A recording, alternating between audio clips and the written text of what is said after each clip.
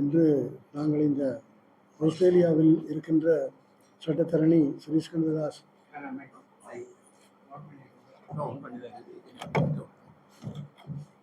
ஆங்கிலத்தில் எழுதி அதை தமிழில் மொழிபெயர்க்கப்பட்டிருக்கின்ற இந்த வன்மம் என்ற நூலை வெளியிடுமாறு அதுக்கான ஏற்பாட்டை செய்யுமாறு என்னை சூரியகுமாரியும் அவருடைய அண்ணனும் கேட்டுக்கொண்டதற்கு நாங்கள்தான் இதை ஏற்பாடு செய்திருக்கிறோம்.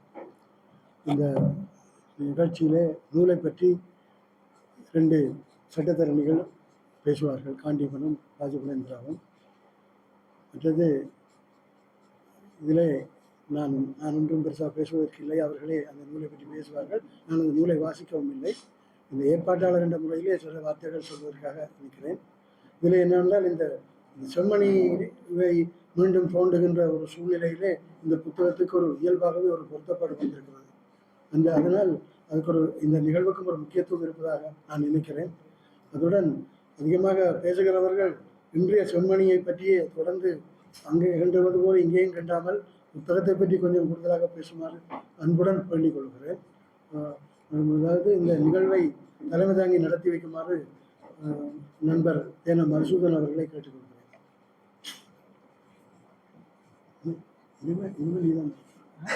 நீதான்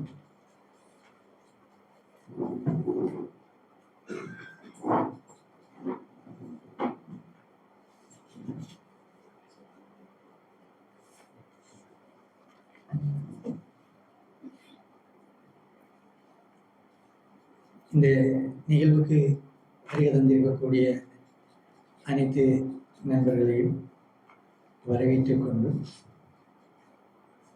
இங்கே உரை நிகழ்த்த வந்திருக்கக்கூடிய சட்டத்தரணிகள் சூந்தி ராஜகுலேந்திரா, காண்டீபன் இருவரையும் சிறப்பாக வரவேற்று இந்த நிகழ்ச்சியை ஆரம்பிக்கின்றோம்.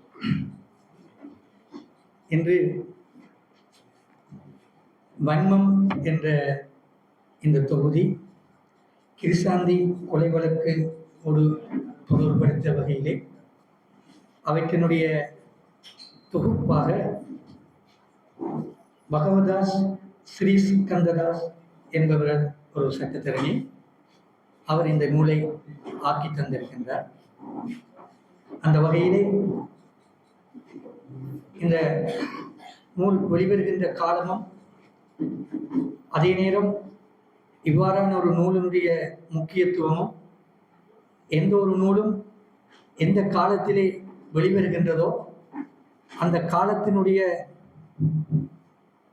வாசிப்பும் அல்லது அரசியலும் சேர்ந்துதான் ஒரு நூலுக்கான பொருள்கோடலை வாசிப்பை தீர்மானிக்கும்.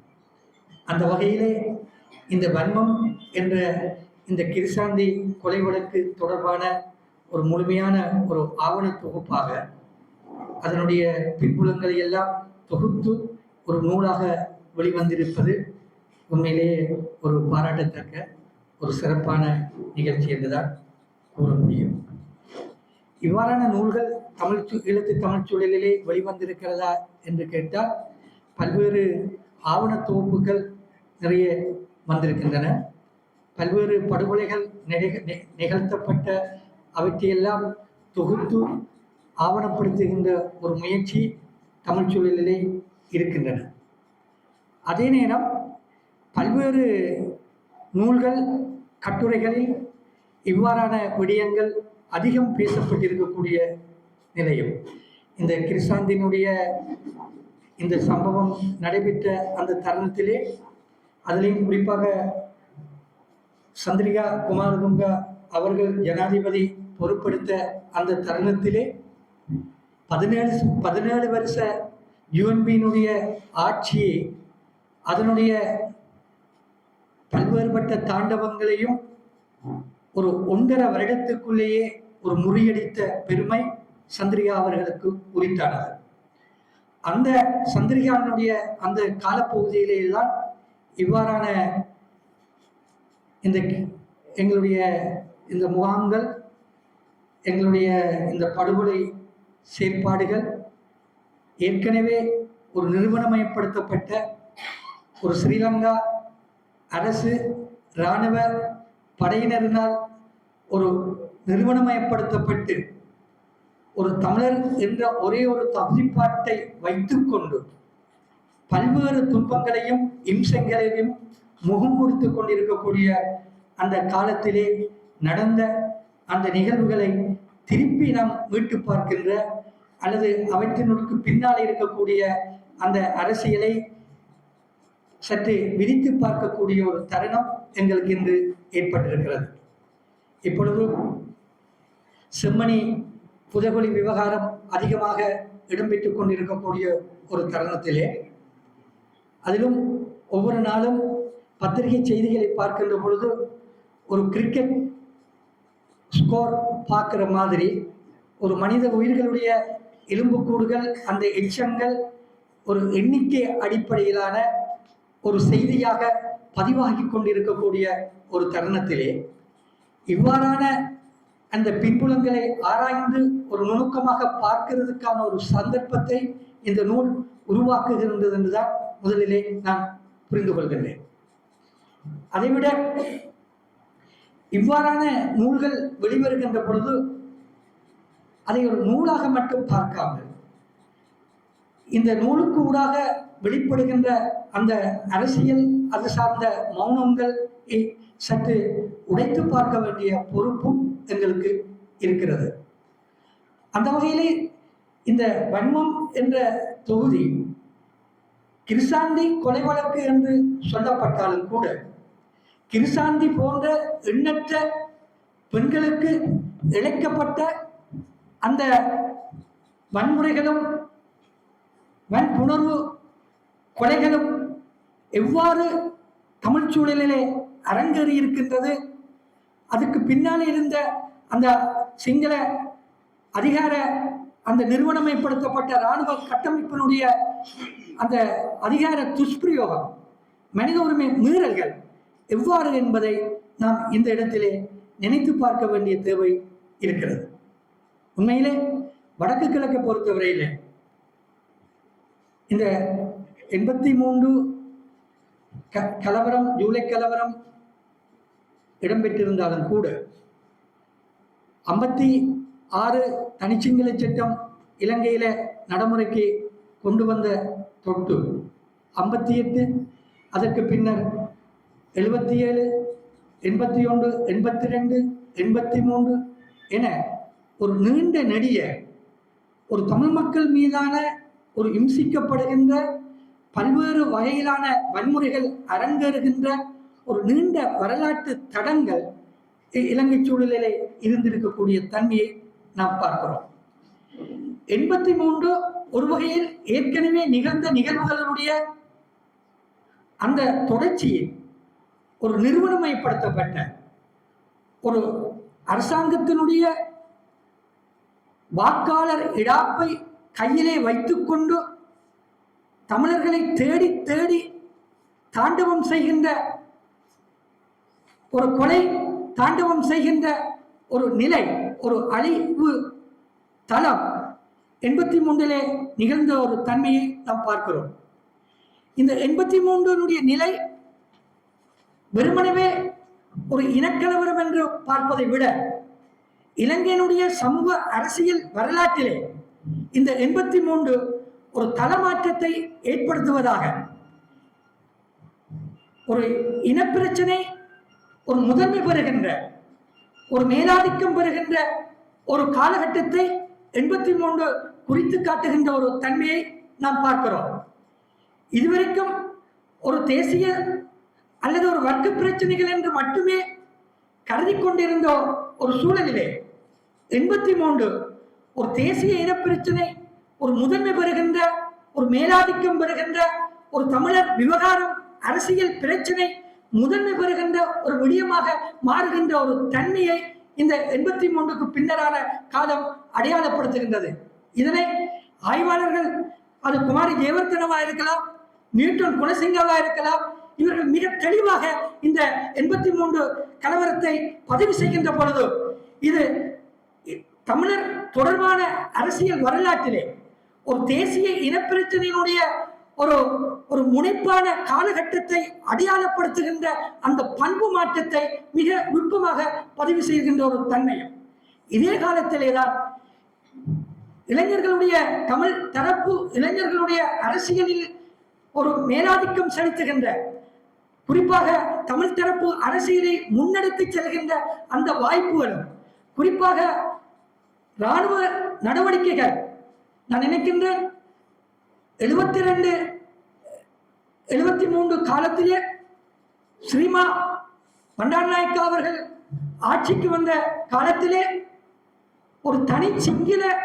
இராணுவ கட்டமைப்பு இலங்கையினுடைய வரலாற்றிலே ஒரு தனி இராணுவ கட்டமைப்பாக பரிணமிக்கக்கூடிய கட்டம் ஸ்ரீமானுடைய ஆட்சி கால பகுதியிலே நிலைபெறுகின்றது என்பதும், அதனுடைய தொடர்ச்சி இந்த போராட்டம் ஆயுத போராட்டமாக எழுச்சி பெற்ற அந்த தருணத்துக்கு பின்னர், குறிப்பாக 80களுக்கு பின்னர் இலங்கையினுடைய இராணுவத்தினுடைய பெருக்கமும், அந்த இராணுவம் ஒரு வகையான ஒரு ஒரு அடக்குமுறை ஒடுக்குமுறைக்குரிய ஒரு இராணுவ கட்டமைப்பாக வளர்ந்து வரக்கூடிய தன்மை, தமிழ் மக்கள் மீதான மிலேச்சத்தனமான காட்டுமராண்டித்தனமான அரச பயங்கரவாதத்தை கட்டவிழ்த்து விடுவதற்கு இந்த இராணுவம் எவ்வாறு பயன்படுத்தப்பட்டது என்பதும், அந்த பயன்படுத்தது கூடாக எங்கள் மத்தியில் எவ்வாறான இந்த படுகொலை முகாம்கள் தோற்றம் பெற்றது என்பதும், பல்வேறு இராணுவ முகாம்களில் பல ஒரு ஒரு தமிழ் ஆக இருப்பின்ற வகையிலே முகம் கொடுத்த அந்த அவஸ்தைகளும் துன்பங்களும் சொல்லி மாறார். ஒரு உளரீதியாக அது ஏற்படுத்தி இருக்கக்கூடிய தாக்கங்கள், ஒரு சாதாரணமாக அந்த காலத்திலே இந்த கொழும்பு நகரிலே அதிகம் பயணம் செய்கின்ற பொழுது ஒரு சாதாரணமான ஒரு போக்குவரத்திலே ஒரு தமிழ் என்ற ஒரே ஒரு காரணத்துக்காக எங்களுடைய அந்த பிரயாண வாகனங்களில் இருந்து இறக்கப்பட்டு ஒரு கள்ளர் மாதிரி அல்லது மிக கேவலமாக நடத்தப்பட்ட அதை முகம் கொடுத்த அந்த அனுபவம் உள்ளவர்களுக்கு தெரியும் இந்த ஆட்சி எவ்வளவு தூரம் இம்சப்படுத்தி இருக்கிறது என்பதை தெரியும். அதைவிட பலர் சாதாரணமாக பொட்டு வைப்பது சரியா இல்லையா என்பதை விட ஒரு அடையாளங்களுடன் இருக்கின்ற பொழுது சாதாரணமாக பல தொழில்களுக்கு சென்று வரக்கூடிய பெண்கள் பலர் தங்களுடைய பொட்டுகளை ஒட்டுப்பொட்டை தங்களுடைய ஹேண்ட்பேக்கில் வைத்து அந்த வேலைத்தலங்களுக்கு போற பொழுது மட்டும் வைத்துக் கொண்டிருந்த சூழலும் இருந்தது என்பதை நாம் மறந்துடக்கூடாது.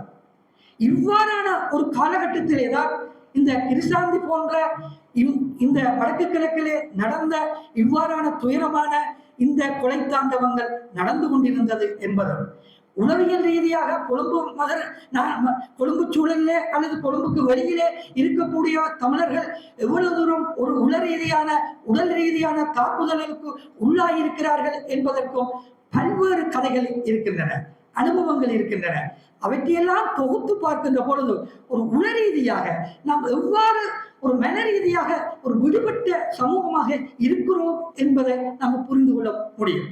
நாங்கள் எவ்வளவுதான் கோட்பாடுகள் சிந்தனைகள் எங்களிடம் இருந்தாலும் கூட, ஒரு ஜனநாயகம் பற்றிய உயர்வான விழுமியங்கள் பற்றிய சிந்தனைகள் இருந்தாலும் கூட, எங்களுடைய ஜனநாயகம் என்பது ஒரு பிரதிநிதித்துவ ஜனநாயகத்தினுடைய அல்லது ஒரு தேர்தல் அரசியலில் கட்டுண்ட ஒரு ஜனநாயக பெருமானமாக இருக்கின்ற பொழுது ஒரு ஜனநாயக விரோத செயற்பாடு என்பது ஒரு சமூகத்தின் மீதான கூட்டு உரிமைகளை பறிக்கின்ற, கூட்டு இருப்பை அடையாளங்களை சிதைக்கின்ற, கொலை தாண்டவம் செய்கின்ற அளவுக்கு அந்த ஜனநாயகத்தினுடைய குறுகிய புரிதல் ஒரு ஆட்சியாளர்கள் மத்தியில், அதிலும் குறிப்பாக ஒரு அரச பயங்கரவாதத்தினுடைய உச்சம் எவ்வளவு தூரம் இலங்கையில் நடைபெற்றிருக்கின்றது, இடம்பெற்றிருக்கிறது என்பதற்கான ஒரு சாட்சியமான ஒரு விடயத்தை தான் நாம் இன்று பேச இருக்கின்றோம். அந்த புத்தகத்தை அறிமுகம் செய்ய இருக்கின்றோம்.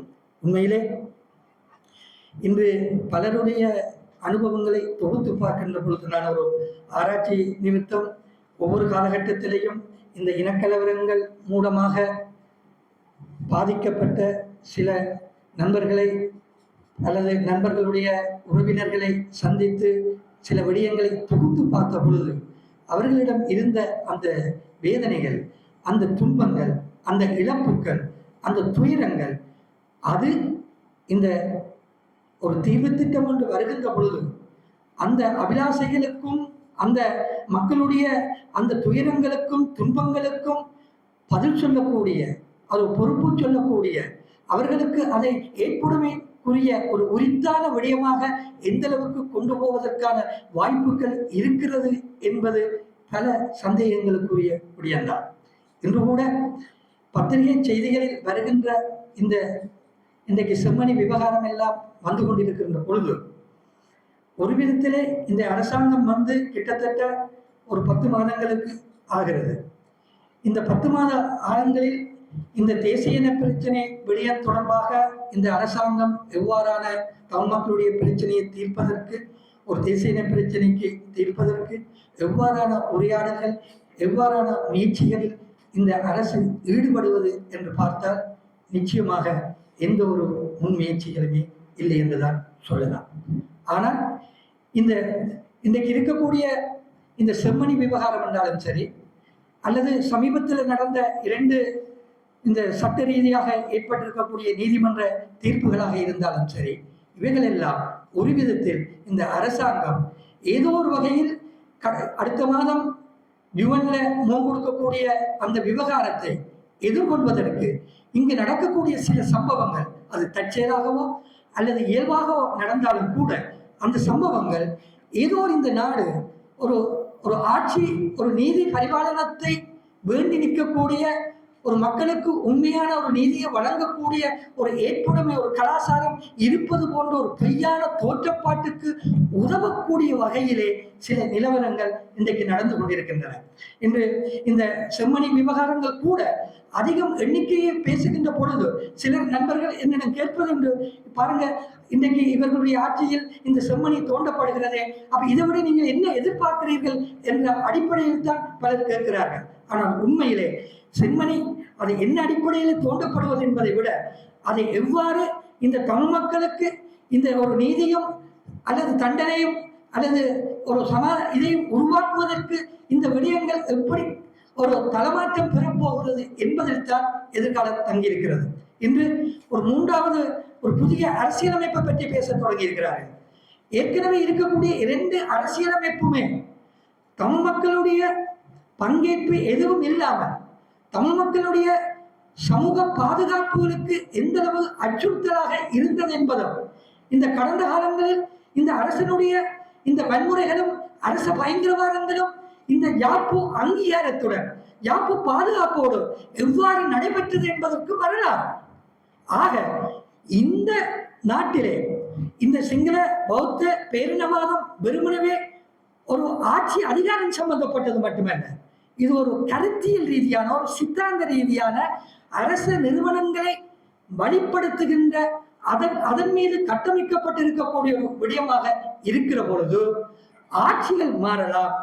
அந்த ஆட்சி அதிகாரத்தை வழிநடத்துகின்ற அந்த சித்தாந்தத்தில் இருந்து விடுபடாத ஒரு நிலை இது இன்றைய புதிய ஆட்சியாளர்கள் வரை எவ்வளவு தூரம் தொடரப் போகிறது, இது எவ்வாறு இந்த இலங்கை ஒரு பல்லின சமூகமாக நாங்கள் கற்பனை பண்ணினாலும் கூட அந்த பல்லின சமூகங்களுடைய ஒவ்வொரு சமூகங்களுடைய சமூக பாதுகாப்பை சமூக நீதியை உத்தரவாதப்படுத்துவதற்கான சட்ட முறைமை அந்த ஏற்பாடுகள் ஒரு ஜனநாயக வாழ்முறை விழுமியம் எந்த அளவுக்கு இருக்கிறது என்பது ஒரு சந்தேகத்துக்குரிய அல்லது இன்னும் ஒரு அண்ணாந்து பார்க்கக்கூடிய இன்னும் கண்ணுக்கு புலப்படாத இன்னும் தேவதூதர்களின் வருகைக்காக காத்து கொண்டிருக்கக்கூடிய ஒரு தமிழ் சமூகமாக விட்டிருக்கிறது என்பது மிகுந்த ஒரு வன்மையாக கண்டனத்துக்குரியதும் மட்டுமல்ல, எங்களுடைய நமக்கான வாழ்வியல் தெரிவை நாம் எவ்வாறு நோக்கி பயணிக்க போகின்றோம் என்பது பற்றிய சிந்திப்பதற்கான ஒரு தருணமாக இதை கருதி இந்த வன்மம் கிருஷாந்தி கொலைவிளக்கு என்ற இந்த நூலை முதலில் சுகந்தி ராஜகுலேந்திரா அவர்கள் இதற்கான இந்த நூலுக்கான அறிமுக உரையை நிகழ்த்துவார். அவரை அன்போடு அழைத்துக் கொள்கிறேன்.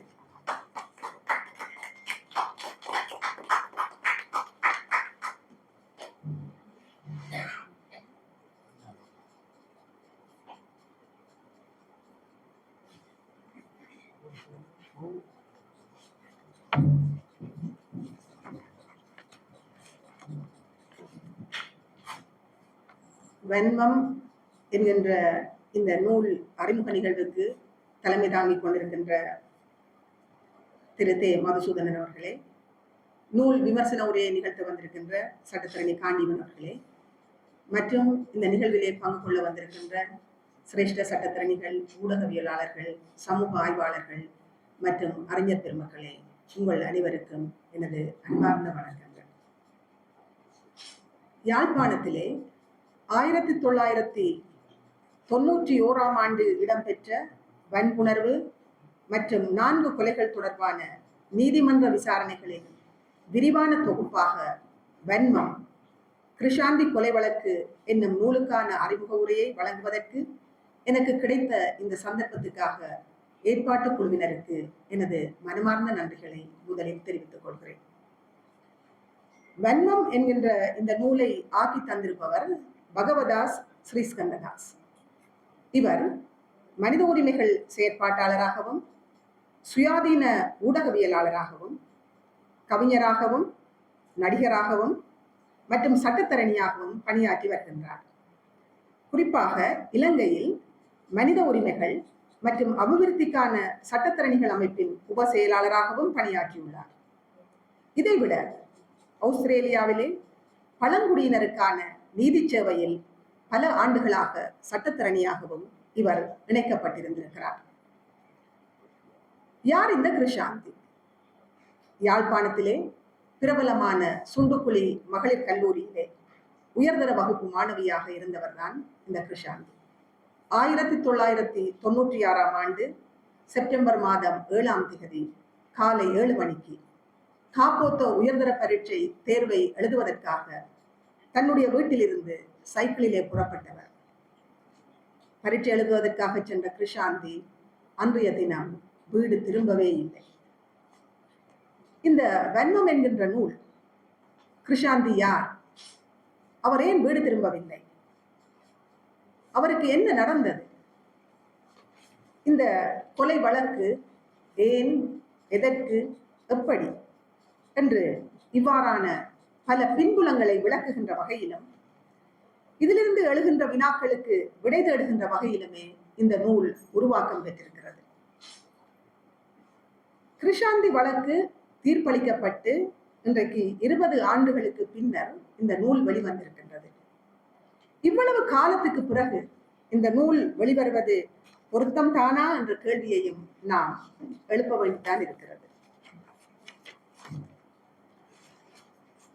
கிருஷாந்தி கொலை வழக்கு அன்று பொதுமக்களுக்கும் சரி, மனித உரிமை செயற்பாட்டாளர்களுக்கும் சரி, மிகவும் ஆர்வத்துக்குரிய ஒரு விடயமாக அது இருந்தது.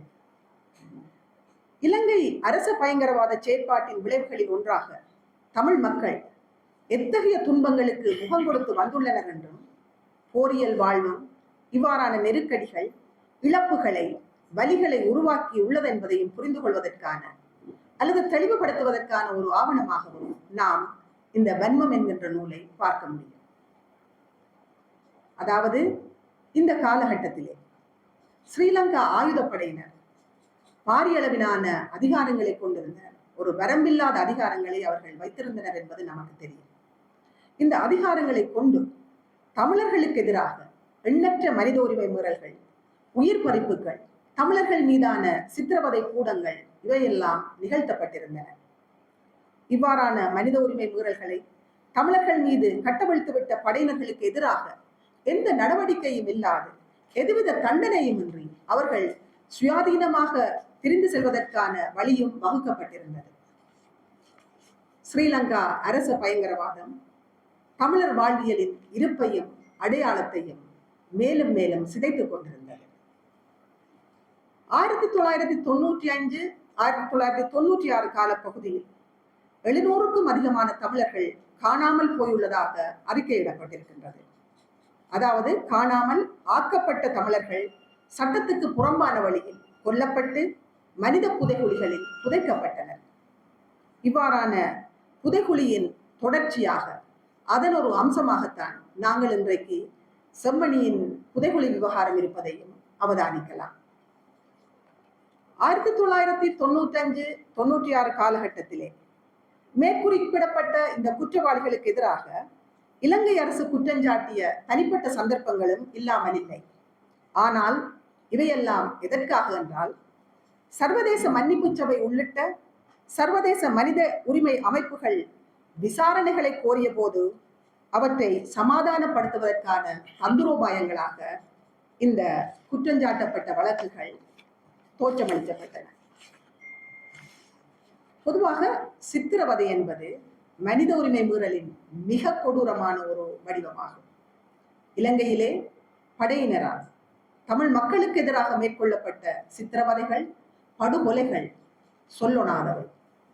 சர்வதேச சட்டங்கள், ஏற்பாடுகள் யாவற்றுக்கு அப்பாற்பட்டு ஸ்ரீலங்கா அரசின் அரச பயங்கரவாதம் கட்டவிழ்த்து விடப்பட்டிருந்தது. சித்திரவதை என்பது சர்வதேச சட்டங்களாலே, குறிப்பாக உலகளாவிய மனித உரிமைகளுக்கான பிரகடனம், சித்திரவதை மற்றும் பிற கொடூரமாக மனிதத்தன்மையற்ற முறையில் கீழ்த்தரமாக நடத்துதல் அல்லது தண்டனைக்கு உள்ளாதலுக்கு எதிரான பிரகடனம் ஆகியவற்றினாலே கடுமையாக கண்டனம் செய்யப்பட்டுள்ள விவகாரம்தான் இந்த சித்திரவதை.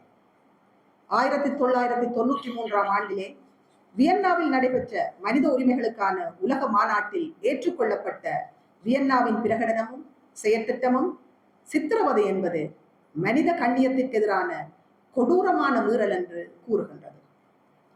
ஐக்கிய நாடுகள் சபையின் சித்திரவதைக்கான உடன்படிக்கை 1984 சித்திரவதை தொடர்பில் குறிப்பிடப்படும் விடயத்தை இங்கு பொருத்தி செல்வது பொருத்தமானதாக இருக்கும். சித்திரவதை என்பது ஒரு நபரிடமிருந்தோ அல்லது ஒரு மூன்றாவது நபரிடமிருந்தோ தகவலையோ அல்லது ஒரு ஒப்புதல் வாக்குமூலத்தையோ பெறும் நோக்கத்துடன் உடலின் மீதோ அல்லது உளவியல் ரீதியாகவோ கடும் வலியை அல்லது சிரமத்தை உண்டாக்கும் நடவடிக்கையாகும்.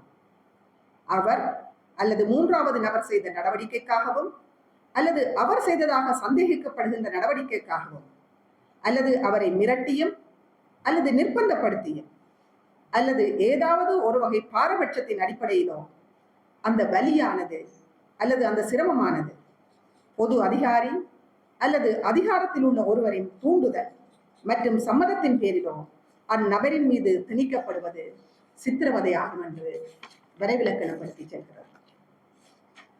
இந்த விளக்கம் தமிழர்களுக்கு எதிராக இழைக்கப்பட்ட தனிநபர் மற்றும் கூட்டு சித்திரவதை வன்முறைகளின் மற்றும் கொலை தாண்டவத்தின் அசாதாரண நிகழ்வுகளின் வாழ்வியல் தமிழர்களுக்கு உரித்தானதாக மட்டும் இலங்கை அரசு நிகழ்த்தி இருப்பது உலக வரைபடத்தில் ஒரு கரைபடிந்த நாடாகவே இலங்கையை இனங்காட்டும்.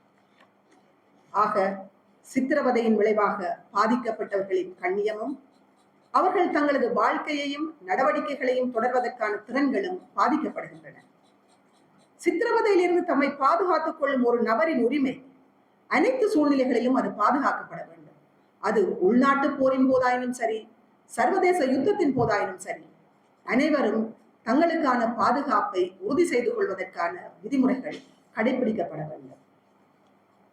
ஆனால் இலங்கையிலே தமிழன் என்கின்ற ஒரு தகுதிப்பாடு போதும் அவர்களுக்கு எதிராக கட்டவிழ்த்து விடப்பட்ட சித்திரவதை, வன்முறை, உயிர் பறிப்பு, எதிர்கால பறிப்பெல்லாம் நிகழ்த்தப்படுவதற்கு தமிழன் என்கின்ற ஒரு தகுதிப்பாடு மட்டும் இலங்கை அரசுக்கு போதுமானதாக இருந்தது. இந்த வன்மம் நூலிலே இறுதி பயணம், குமாரசுவாமி குடும்பம், கொழும்பு துயில் எழுகிறது, மீட்கப்பட்ட சடலங்கள், ட்ரைலட் பா, ஆரம்ப உரை, பதிவு செய்யப்பட்ட ஒப்புதல் வாக்குமூலங்கள், நீதிமன்றத்தில் புலனாய்வாளர்கள், ஏனைய உள்ளக சாட்சிகள், பாதிக்கப்பட்டவர்களின் உறவினர்கள், சாட்சியமளித்த மேலும் சில உறவினர்கள், ஒரு நண்பியின் இறுதிச் சடங்கு, சைக்கிள் செயின் உரை, தங்கமாலை, நீதித்துறை மருத்துவ அதிகாரி, நீதிமன்ற நாடகம், முடிவுரை, தீர்ப்பும் தண்டனையும், டண்டோரா பெட்டி, உச்ச நீதிமன்றத்துக்கு மேன்முறையீடு, இணைப்புகள், தயாரிப்புகள் என 163 பக்கங்களிலே இந்த நூலாக்கம் இடம்பெற்றிருக்கிறது. ஈழத்து தமிழ் சூழலிலே இராணுவ படைப்பிரிவின் ஆதிக்கம், அதிகாரம், வன்முறை இவை எல்லாம் ஒட்டுமொத்த தமிழர்கள் மீது தாக்கம் செலுத்தி வந்தது என்பது நாம் மறுக்க முடியாத நிதர்சனமான உண்மை. இருந்த போதும் பெண்கள் மீதான தாக்குதலும் வன்முறைகளும் வன்புணர்வுகளும் கொலைகளும் அரச அங்கீகாரத்துடன் நடைபெற்று வந்துள்ளது என்பதையும் நாம் மறக்க முடியாது. பெண்கள் தாக்கப்படுவது என்பது ஒரு ஆயுத நடவடிக்கையாகவே அரசு தரப்பினரால் கைக்கொள்ளப்படுவது உலக நியதியாகத்தான் காணப்படுகிறது. இருந்த போதும் இலங்கை அரச படையினர் சாதாரண அப்பாவி பொதுமக்கள் மீதும் பெண்கள், சிறுவர்கள், வயோதிபர்கள் மீதும் மனித உரிமைக்கு எதிராகவும் மனித மாண்புக்கு மாறாகவும் இயங்கி வந்தனர் என்பதும் நாம் கண்டுகொண்ட விடயங்கள். இந்த கிருஷாந்தி கொலை ஒட்டுமொத்த தமிழ் பெண்கள் மீது நடந்த ஆதிக்க வன்முறையின், கொடூரத்தின், வலியின், இழப்பின் கதைதான். இது கிருஷாந்தி கதை மட்டுமல்ல, தமிழ் பெண்கள் மீது தொடுக்கப்பட்ட கொடூரத்தின் வலியும் கூட. இந்த வலி, இழப்புகள் கிருஷாந்தி போன்ற எண்ணற்ற பெண்களின் வலி, துயரம், இழப்பு முதலானவற்றுக்கு விசாரணையை கொண்டு செல்வதற்கான முன் நிபந்தனையாகவும் இதை நாம் பார்க்க முடியும். இந்த நூலின் எடுத்துரைப்பு முக்கிய நாடக நிகழ்வினை வெவ்வேறு கண்ணோட்டங்களை முன்வைப்பதன் மூலம் உருவாக்குகிறது. வாசகர் ஆர்வம் கொண்டு உள்ளீர்க்கப்படுகின்றனர். கிருஷாந்தி கொலை வழக்கு அக்காலத்தில் தமிழர்கள் முகங்கொடுத்த கொடுந்துயரின் ஆழங்களை, வன்முறைகளை, புதைகுழிகளை பின்னோக்கி புரிந்து கொள்வதற்கான அந்த உலகத்தை உயிர்ப்பாக காட்டுவதன் மூலம் அல்லது உணர்வதன் மூலம் நமக்கான எதிர்காலம் பற்றிய விசாரணையை நிகழ்த்துகிறது. உண்மையிலே கிருஷாந்தி வழக்கும் பல மாதங்கள் நடந்தது. ஆனால் அது ஒவ்வொரு நாளும் நடக்கவில்லை.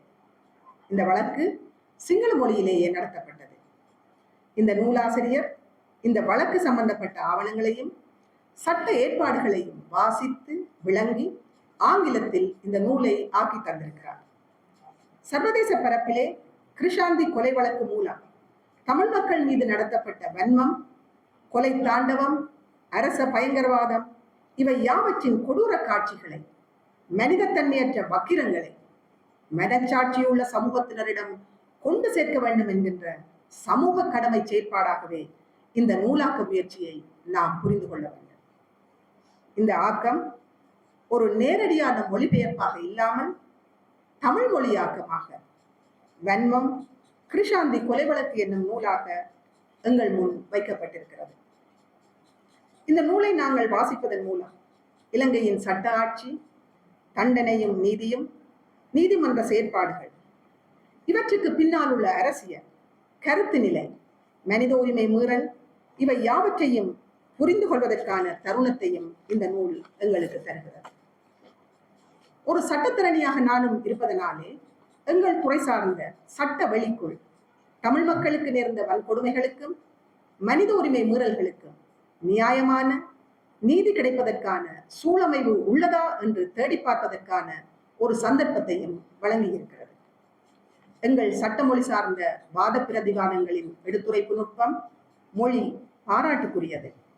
இருந்த போதும் இந்த நூல் தரும் வாசிப்பு வெறுமனே வாசிப்பு, ரசனை, இன்பம் என்ற இந்த நிலைகளை கடந்து இதனோடு இழையோடும் தமிழர்களின் வலி, இழப்பு, மரணம், எதிர்கால பறிப்பு இவை யாவற்றையும் பிணைக்கும் அரசியல் நீக்கம் செய்யப்படாத சமூக கட்டுப்பாடும் சிந்தனை கூறும் உணர்வும் நம் முன்னே இந்த நூல் விட்டு செல்கிறது.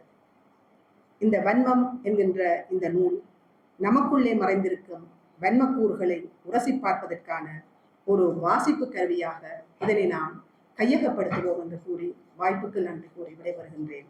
நன்றி, வணக்கம்.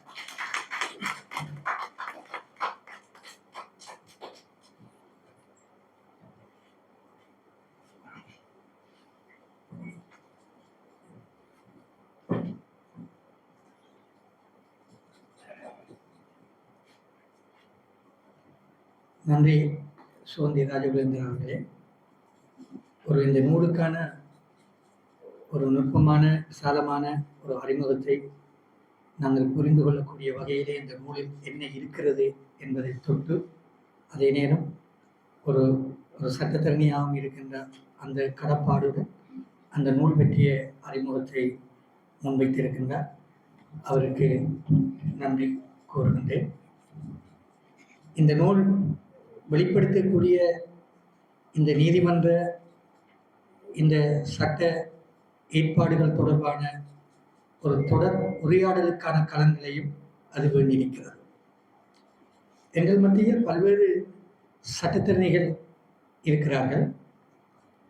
ஆனால் இந்த தமிழர் விவகாரம் தொடர்பான இந்த தமிழர் இந்த இனப்பிரச்சனை அதோடு ஒட்டி வரக்கூடிய பல்வேறு தளங்களையும் ஒரு சட்ட ரீதியாக முன்கொடுக்கின்ற பொழுது, ஒரு நீதிமன்றத்தை நாடுகின்ற பொழுது, அந்த நீதிமன்றம் அந்த சட்ட ஏற்பாடுகள் எல்லாம் ஏதோ ஒரு விதத்தில் இந்த நிலவுகின்ற இந்த சமூக இந்த அரசாங்கம் ஒரு சிங்கள ஒரு பௌத்த அரசாங்கமாக இருக்கின்ற அதனை பாதுகாக்கக்கூடிய வகையிலே அந்த சட்ட ஏற்பாடுகள் இருக்கின்றக்கூடிய தன்மையிலே எவ்வாறு இந்த இந்த தமிழ் மக்கள் மீது இழைக்கப்பட்டிருக்கக்கூடிய அந்த சட்ட மீறல்கள், மனித உரிமை மீறல்களை மீட்டு அவர்களுக்கு ஒரு நீதியையும் நியாயத்தையும் வழங்குவதற்கு இந்த வெளி இலங்கையில் இருக்கக்கூடிய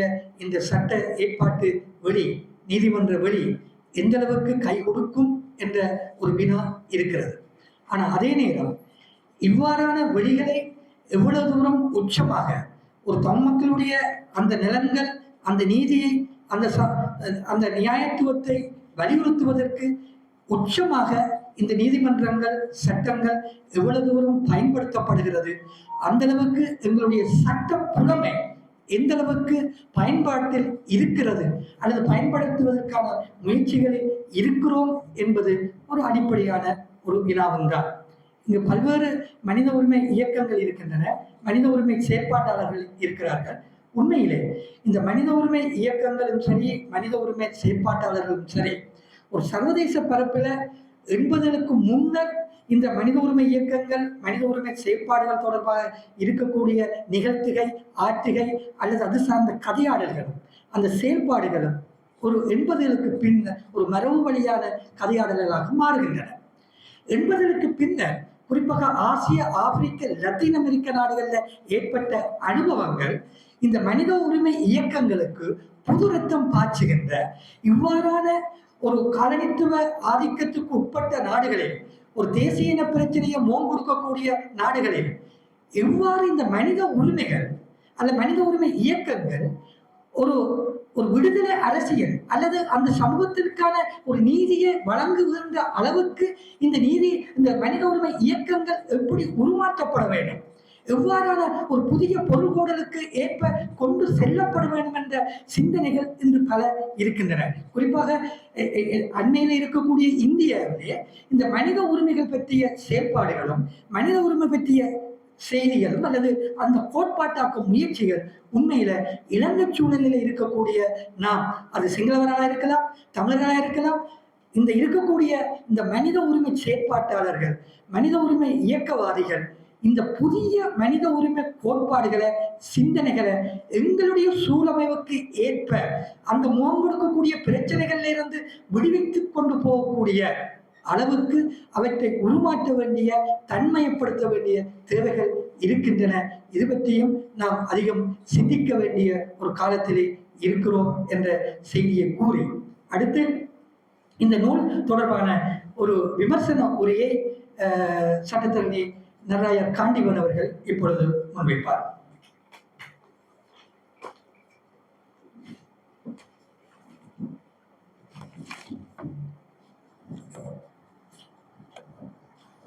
இந்த நிகழ்வுக்கு தலைமையேற்று நடாத்தி கொண்டிருக்கின்ற அன்பு நண்பர் மதுசூதனன் அவர்களே, இந்த நூலுக்கான அறிமுக உரையை ஆற்றி அமர்ந்திருக்கின்ற கொழும்பு தமிழ்ச்சங்கத்தினுடைய தலைவியும் சட்டத்தரணியுமான சுகந்தி ராஜகுலேந்திரா அவர்களே, இந்த நூலை இன்றைய காலகட்டத்திலே வெளியிடுவதற்கு அண்ணன் மதுசூதனோடு தொடர்பு கொண்டு இந்த இடத்திலே இந்த கருத்து விமர்சன உரையை ஆற்றுவதற்காக சந்தர்ப்பத்தை ஏற்படுத்தி தந்த மதிப்பிற்குரிய முன்னாள் பிரதம ஆசிரியர் தினக்குரல் தனபாலசிங்கம் ஐயா அவர்களே, இந்த நூலை இங்கு வெளியிடுவதற்கான அனைத்து விடயங்களையும் உருவாக்கி தந்த அண்ணன் விக்னேஸ்வரன் அவர்களே, சூரியகுமாரி ரஞ்சநாதன் அவர்கள், சூரியகுமாரி அவர்களுடைய அண்ணன், அதுபோன்று இன்றைக்கு இந்த அரங்கிலே கூடியிருப்பவர்கள் நான் நினைக்கிறேன் நிச்சயமாக இந்த நூல் விமர்சன உரை அல்லது இந்த நூல் வெளியீட்டிலே பங்கு கொள்வதற்கான அல்லது அதற்கான அனைத்து தகுதிப்பாடுகளை கொண்டிருப்பவர்களாக உண்மையிலேயே ஒரு பாரிய பொறுப்பை உணர்ந்தவனாக இந்த விடயத்தை விமர்சன உரை என்கின்ற வகையிலே எனக்கு ஆக்கப்பட்ட தலைப்பின் கீழ் என்று ஆக்குவதற்கு நான் முயற்சிக்கிறேன். வன்மம் கிருஷாந்தி கொலை வழக்கு என்கின்ற இந்த நூலாக்கம் 1996 ஆண்டு செப்டம்பர் மாதம் 7ஆம் தேதி இடம்பெற்ற அந்த கொடூர படுகொலையை முன்வைத்து அந்த நிகழ்வுகள், அதனுடைய நீதிமன்றங்கள், சாட்சியங்களை நெருப்படுத்தி இருந்த விதம் போன்ற அனைத்து விடயங்களிலும் அது முன்வைத்திருந்து இறுதியாக இந்த சோமரத்ன ராஜபக்ச என்று சொல்லப்படுகிற இந்த முதலாவது எதிராளி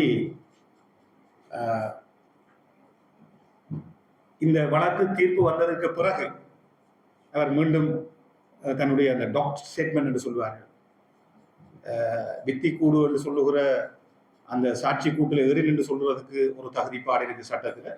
அதே போல டாக் ஸ்டேட்மெண்ட் என்று சொல்லப்படுகிற இடங்களில் சொல்லப்படுகிற விடயங்களுக்கும் ஒரு சட்டத்திலே வலுவான வகையிலே இல்லாவிட்டாலும் சில முடிவுகளை எடுப்பதற்கு அது உந்துதலாக இருக்கும். அந்த வகையிலே இந்த நீதிமன்ற தீர்ப்பு இந்த 9 எதிரிகள் அங்கே குற்றஞ்சாட்டப்பட்டு 5ஆம் 6ஆம் எதிராளிகள் 9ஆம் எதிராளி, அதில் 5ஆம் எதிராளி வழக்கு நடக்கைகளே செத்து போறார். அதுக்கு பிறகு 6ஆம் 9ஆம் எதிராளிகள், அதில் இந்த 9ஆம் எதிராளி குற்றஞ்சாட்டப்பட்டவர் தப்பி போயிருக்கிறார் இந்த வழக்கில் இருந்து. ஆக மரண தண்டனை விதிக்கப்பட்ட ஒரு கைதி இன்னும் கைது செய்யப்படாமல் இருக்கிற ஒரு சட்ட ஏற்பாடுகளுக்கு இருந்துதான் நாங்கள் இவற்றை பேசுகிறோம். இன்றைக்கு உங்களுக்கு தெரியும், எங்களுக்கு 365 நாட்கள் ஒரு வருடத்தில் இருக்கு என்று சொன்னால்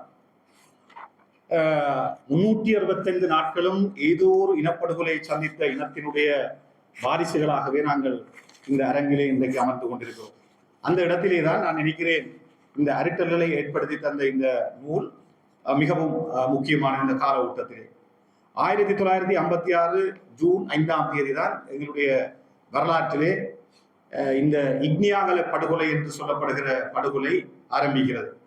அதுக்கு பிறகு பார்த்தீங்கன்னு சொன்னால் இது போராட்ட காலகட்டங்களிலே சட்டத்தரணிகளுடைய அமைப்பு ஒன்று உங்களுக்கு தெரியும். வடகிழக்கு மனித உரிமைகள் செயலகம் என்று ஒரு செயலகம் இருந்தது. அந்த செயலகம் வெளியிட்ட புத்தகத்திலே அது பாகம் 1 பாகம் 2, பாகம் 1 1956ஆம் ஆண்டிலிருந்து 2001ஆம் ஆண்டு வரையிலும், அதுக்கு பிறகு 2008 வரையிலான காலப்பகுதியை கொண்ட அந்த படுகொலை நிகழ்வுகளை தொகுத்த இந்த புத்தகத்தினுடைய பாகம் 1 1956ஆம் இருந்து 2001ஆம் ஆண்டு வரையிலான படுகொலைகள் 127. அதுல இன்றைக்கும் ஏதாவது படுகொலைகள் இருக்கான்னு பார்க்கணும். உங்களுக்கு தெரியும் 30ஆம் தேதி தான் சம்மாந்துர படுகொலை, 125 தமிழர்கள். இது ஜினோசைட் குரோனிக்கல் என்று சொல்லுகிற இனப்படுகொலை நாட்காட்டி 4 இன்றைக்கு வெளியிடப்பட்டிருக்கு. இதில் நீங்கள் ஒவ்வொரு நாளும் இந்த கொல்லப்பட்ட இனப்படுகொலை விடயங்களை பார்க்கலாம். படங்களோடு எத்தனை பேர் என்று சாட்சியங்களோடு பேர்பட்டியலோடு வெளியிடப்பட்டு இருக்கிற நூல். நாங்கள் ஜூலை 30 பார்த்தோம் என்று சொன்னால் பொத்துவில் மன்னிக்க வேண்டும், பொத்துவில் படுகொலை 125 தமிழர்கள் கில் பை ஸ்ரீலங்கன் ஆர்மியின் போலீஸ் கஸ்டடி. இது நான் சும்மா இந்த அண்மை காலங்களில் நடந்ததை மட்டும் ஒரு கிழமைக்கு பார்க்கலாம். நாங்கள் அதுக்கு பிறகு 31 பார்த்தீங்கன்னு சொன்னால் 9 civilians kill in attacks by single attacks in Kalutara. இறப்பு 31/7/1986. அதுக்கு பிறகு 1 இன்றைக்கு 2 வல்வெட்டித்துறை படுகொலை, இந்திய ஆர்மியினுடைய படுகொலையில 66 பொதுமக்கள் வல்லை பகுதியிலே படுகொலை செய்யப்பட்ட தினம். இதே போல நீங்க நாளைக்கு இருக்கு, 4ஆம் தேதி 4ஆம் தேதி ஆக்ஷன் ஃபார்ம் திருவண்ணாமலை மூதூர் படுகொலை அதற்கான ஆணைக்குழு இருக்கு, ஆணைக்குழு அறிக்கையை கொண்டு இருக்கிற அது சம்பந்தமான ஆவணங்களை பற்றி நாங்கள் பேசலாம். இவ்வாறு இந்த இதுல பாத்தீங்கன்னா 127 படுகொலைகள் பட்டியலிடப்பட்டிருக்கு இந்த 2001ஆம் ஆண்டு வரை. அதுக்கு பிறகு நீங்கள் 2001 இருந்து 8 வரையான காலப்பகுதியில் பார்த்தீங்கன்னு சொன்னால் மேலும் 43 படுகொலைகள் பட்டியலிடப்பட்டிருக்கு. அதனை வாசித்து நான் கூட நேரத்தை வீணாக்க விரும்பவில்லை. இதெல்லாம் வரலாற்று ஆவணங்களாக. இது வந்து 1948 இருந்து இங்கால 2015 வரையிலான அனைத்து விடயங்களையும் தொகுத்து இதனை வெளியிட்டவர் யாரும் இல்லை, ப்ரொஃபசர் ஜூட்லால் என்று உங்களுக்கு தெரியும். விராஜ் மெண்டிஸ் ஜூட்லால் போன்றவர்கள். விராஜ் மெண்டிஸ் இப்பொழுது எங்களோடு இல்லை. ப்ரொஃபசர் ஜூட்லால் அவர்கள் ட்ரினிட்டி காலேஜ் டப்ளினுடைய பேராசிரியராக அங்கே கடமையாற்றி கொண்டிருக்கிறவர். அவருடைய தலைமையிலே இந்த பத்திரிகைகளில் இருந்து வந்த செய்தி. முள்ளிவாய்க்காலில் நீங்கள் பார்த்தீங்கன்னு சொன்னால் கடைசி 3 மாதம் 10,000 பேர் கொல்லப்பட்டார். மே 11 மட்டும் 1200 பேர் கொல்லப்பட்டார். இது எங்களுடைய வரலாற்றினுடைய தொடர்ச்சி வீழ்ச்சியுமாக நாங்கள் இந்த இவற்றிற்கான நீதி நியாயங்களை கேட்பதற்காக இன்றைக்கு ஒரு கருவியாக நாங்கள் இந்த செம்மணியை ஆக்கிக்கொள்ள முடியுமா என்கின்ற வகையிலே தான் நான் நினைக்கிறேன் இந்த புத்தகத்தினுடைய முக்கியமான விடயம் ஆராயப்பட வேண்டும். இந்த புத்தகத்திலே சற்று விடயங்களை நாங்கள் பேசுவதற்கு நான் தயார்படுகிறேன். இதுல உங்களுக்கு தெரியும், இந்த படுகொலை நடந்த காலப்பகுதி இதுல லான்ஸ் கோப்ரல் என்று சொன்னால் ஆர்மி தராதரத்தில் நீங்க பாத்தீங்கன்னு சொன்னால் ஆர்மியின் கமிஷன் ஆஃபீஸர்ஸ் என்று சொல்லுவாங்க. ஒரு கட்டளையை பிறப்பிக்கக்கூடிய அந்த உத்தியோகத்தர்கள் வந்து செகண்ட் லெப்டினன்ட்ல இருந்து தொடங்கும். செகண்ட் லெப்டினன்ட், லெப்டினன்ட், அதுக்கு பிறகு captain, major, colonel, brigadier, then major general, lieutenant colonel, lieutenant general, அதுக்கு பிறகு ஜெனரல், ஃபீல்ட் மார்ஷல் என்று சொன்ன வகையில் இந்த தராதரத்தை பார்ப்பீங்க. லான்ஸ் கோப்பரல் என்றவர் யார் என்று சொன்னால் உங்களுக்கு தெரியும், ஒரு 5-10 பேருக்கு பொறுப்பாக இருக்கிற ஒரு இராணுவத்தினுடைய பொறுப்பு அதிகாரி தான். அப்ப இந்த செம்மணியில இருந்த 3 அந்த இராணுவ முகாம் இந்த அந்த வளைவில் நீங்க பார்த்தீங்கன்னு சொன்னால் அந்த படங்களை நீங்கள் எடுத்து பார்த்தீங்கன்னா அதுக்கு ஒரு வரைபடம் போட்டு இந்த கொலை வழக்கோடு சம்பந்தப்பட்ட வரைபடங்கள் எல்லாம் இன்றைக்கு பப்ளிக் டொமைன் என்று சொல்லுகிற பொதுமக்களுடைய அந்த ஆக்சஸ் அவர்கள் ஊடாடக்கூடிய வகையிலே அந்த ஆவணங்கள் எல்லாம் இருக்கிறது. ஆகவே இந்த லான்ஸ் கோப்ரல் வந்து இதுல இருக்கிற இடத்துல அவர் பேர்ந்து இந்த வழக்கு முடிஞ்சதுக்கு பிறகு தண்டனை அனுபவிக்கிற பொழுது சொல்லுகிறார், 300-400 சடலங்கள் அங்கே இன்னும் கண்டுபிடிக்கப்பட்டிருக்கிறார், எனக்கு அடையாளம் காட்ட முடியும், எனக்கு 10 இடங்களை அடையாளம் காட்ட முடியும் என்று அவர் சொல்லுகிற பொழுது இன்னும் ஒரு எதிரி சொல்லுகிறார், தனக்கு ஒரு 5 இடங்களை அடையாளம் காட்ட முடியும் என்று. இது அவர் வழக்கில் தீர்ப்பு வந்ததுக்கு பிறகு அதுல அவர் சொல்லுகிறார், கேப்டன் தரத்திலான அதிகாரிகள், மேஜர் தரப்பிலான அதிகாரிகள் இதற்கு கட்டளைகள் பிறப்பித்து அங்கே நடக்கின்ற சாதாரணமாக நடக்கின்ற அந்த நிகழ்வுகள் பற்றி அவர் விவரிக்கிற பொழுது அதை சொல்லுகிறார். அப்ப இந்த படுகொலை வழக்கு விசாரணை சம்பந்தமான 7ஆம் தேதி செப்டம்பர் மாதம் 96 நடைபெறுகிறது. அதுக்கு பிறகு அக்டோபர் மாதம் 20களிலே இது தோண்டப்படுகிறது. இது ஒரு பெரிய பிரச்சனையா போய் சந்திரிகா அம்மையார் ஆட்சியில் இருக்கிற காலம் உங்களுக்கு தெரியும். விடுதலை புலிகளோடு பேச்சுவார்த்தை ஒன்றை தொடங்கி சந்திரிகா அம்மையாருக்காகவே எங்களுடைய சனம் அந்த நேரங்களில் சந்திரிகா அம்மையாருடைய பை எனக்கு ஞாபகம் இருக்கிறது. நாங்கள் கைப்பையாக காவிச்சி எழுதுகிற புத்தகத்துக்கு பையுக்கு பேர் சந்திரிகா அம்மையாருடைய பேர் வச்சு சந்திரிகா பேக் என்று சொல்றது.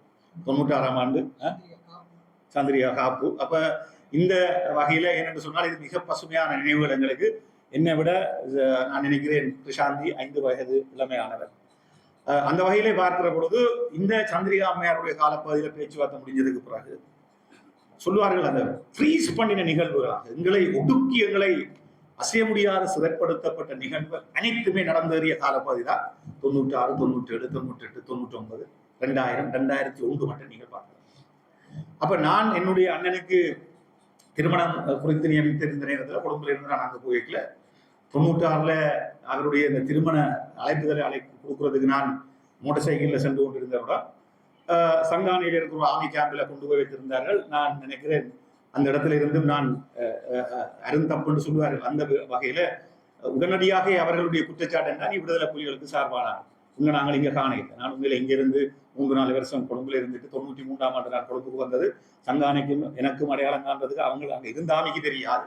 இப்போ கொண்டு போய் வச்சால் அங்கே இருக்கிற சந்தானையில இருந்த அந்த உறவினர்கிட்ட எங்க கொண்டே காடை கொடுத்தனோ அந்த உறவினர்கள் இதை அறிஞ்சு அங்க வந்துதான் அவர்கள் அந்த அதுக்கு பிறகு அவர் தங்களுக்கு அறிமுகமானவர் தெரிந்தவர் என்று சொல்லித்தான் என்னை விட்டிருந்தார். அப்ப இந்த கொலை வழக்கு நடந்து இந்த விஷயம் போயக்குள்ள இதுக்கு ஒரு சட்டத்தரணியை நியமிக்கிறதுக்கு வேண்டி இந்த குடும்பத்தினுடைய இவருடைய தகப்பனார் சந்திரசேகரன் மலேசியாவில் பிறந்து வளர்ந்து அங்கே ஒரு பெரிய தொழிலை நடத்தி கொண்டிருந்த பொழுதுதான் ராசம்மா என்கிற கிருஷாந்தியுடைய அம்மையார் பிறப்பதாகவும் அவர்கள் குடும்பத்தில் 7 பேர் 2 பெண்களும் 5 ஆண்களுமாக சொல்லப்படுகிற இந்த வரலாற்றை நீங்கள் பார்த்தீங்கன்னு சொன்னால் அப்படி இருந்து தகப்பனை 3 வயசுல பறி கொடுத்த ராசம்மா அதுக்கு பிறகு அங்கே இருக்க முடியாமல் கைதடியில வந்து குடியேறுவதாகவும் கைதடியில 37ஆம் ஆண்டு என்னுடைய தாயாருடைய வயசு அவருக்கு இறக்குற பொழுது இந்த படுகொலை செய்யப்படுகிற பொழுது அவருக்கு 59 வயசு.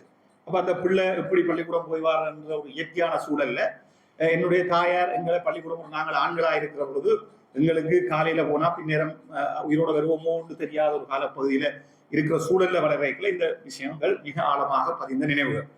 அந்த வகையில இந்த கோடீஸ்வரன் என்று சொல்லுகிற தபால் அதிபர் என்ன இது திருவாமூர்த்தி என்று சொல்லி ஒரு கோஆபரேட்டிவ் பலநோக்கு கூட்டுறவு சங்கத்துல சிற்றூழியராக இருந்த ஒருவரை கூட்டிக் கொண்டுதான் கிருஷாந்தி விரையில் ஆளை காண இல்லை. என்னண்டா பொட்னியும் ஜோலஜியும் செய்துட்டா. முதலாவது பேப்பர் ஜோலஜி பார்ட் 1 பார்ட் 2 செய்து பொட்னி பேப்பரும் பார்ட் 1 பார்ட் 2 செய்து கெமிஸ்ட்ரியில பார்ட் 1 செய்ய இந்த பிள்ளை 7ஆம் தேதி பரீட்சையை முடிச்சுட்டு தன்னுடைய சக மாணவர் ஒருவர் ஆமி வாகனத்தில் அடிபட்டு செத்து போனார் என்பதை அறிஞ்சு பள்ளிக்கூடம் முடிச்ச உடனே இன்னும் ஒரு கௌதமி என்று சொல்லுகிற தன்னுடைய சக மாணவியோடு அங்க போட்டு விரைக்குள்ளதான் இல்லைன்னு சொன்னா அந்த பிள்ளை 11:30 முடிச்சா 11:45 12 மணிக்கு எல்லாம் வீட்டை போய் சேர்ற ஒரு சூழல்ல தாயாருக்கு 3 மணி ஆகியும் காண இல்லை.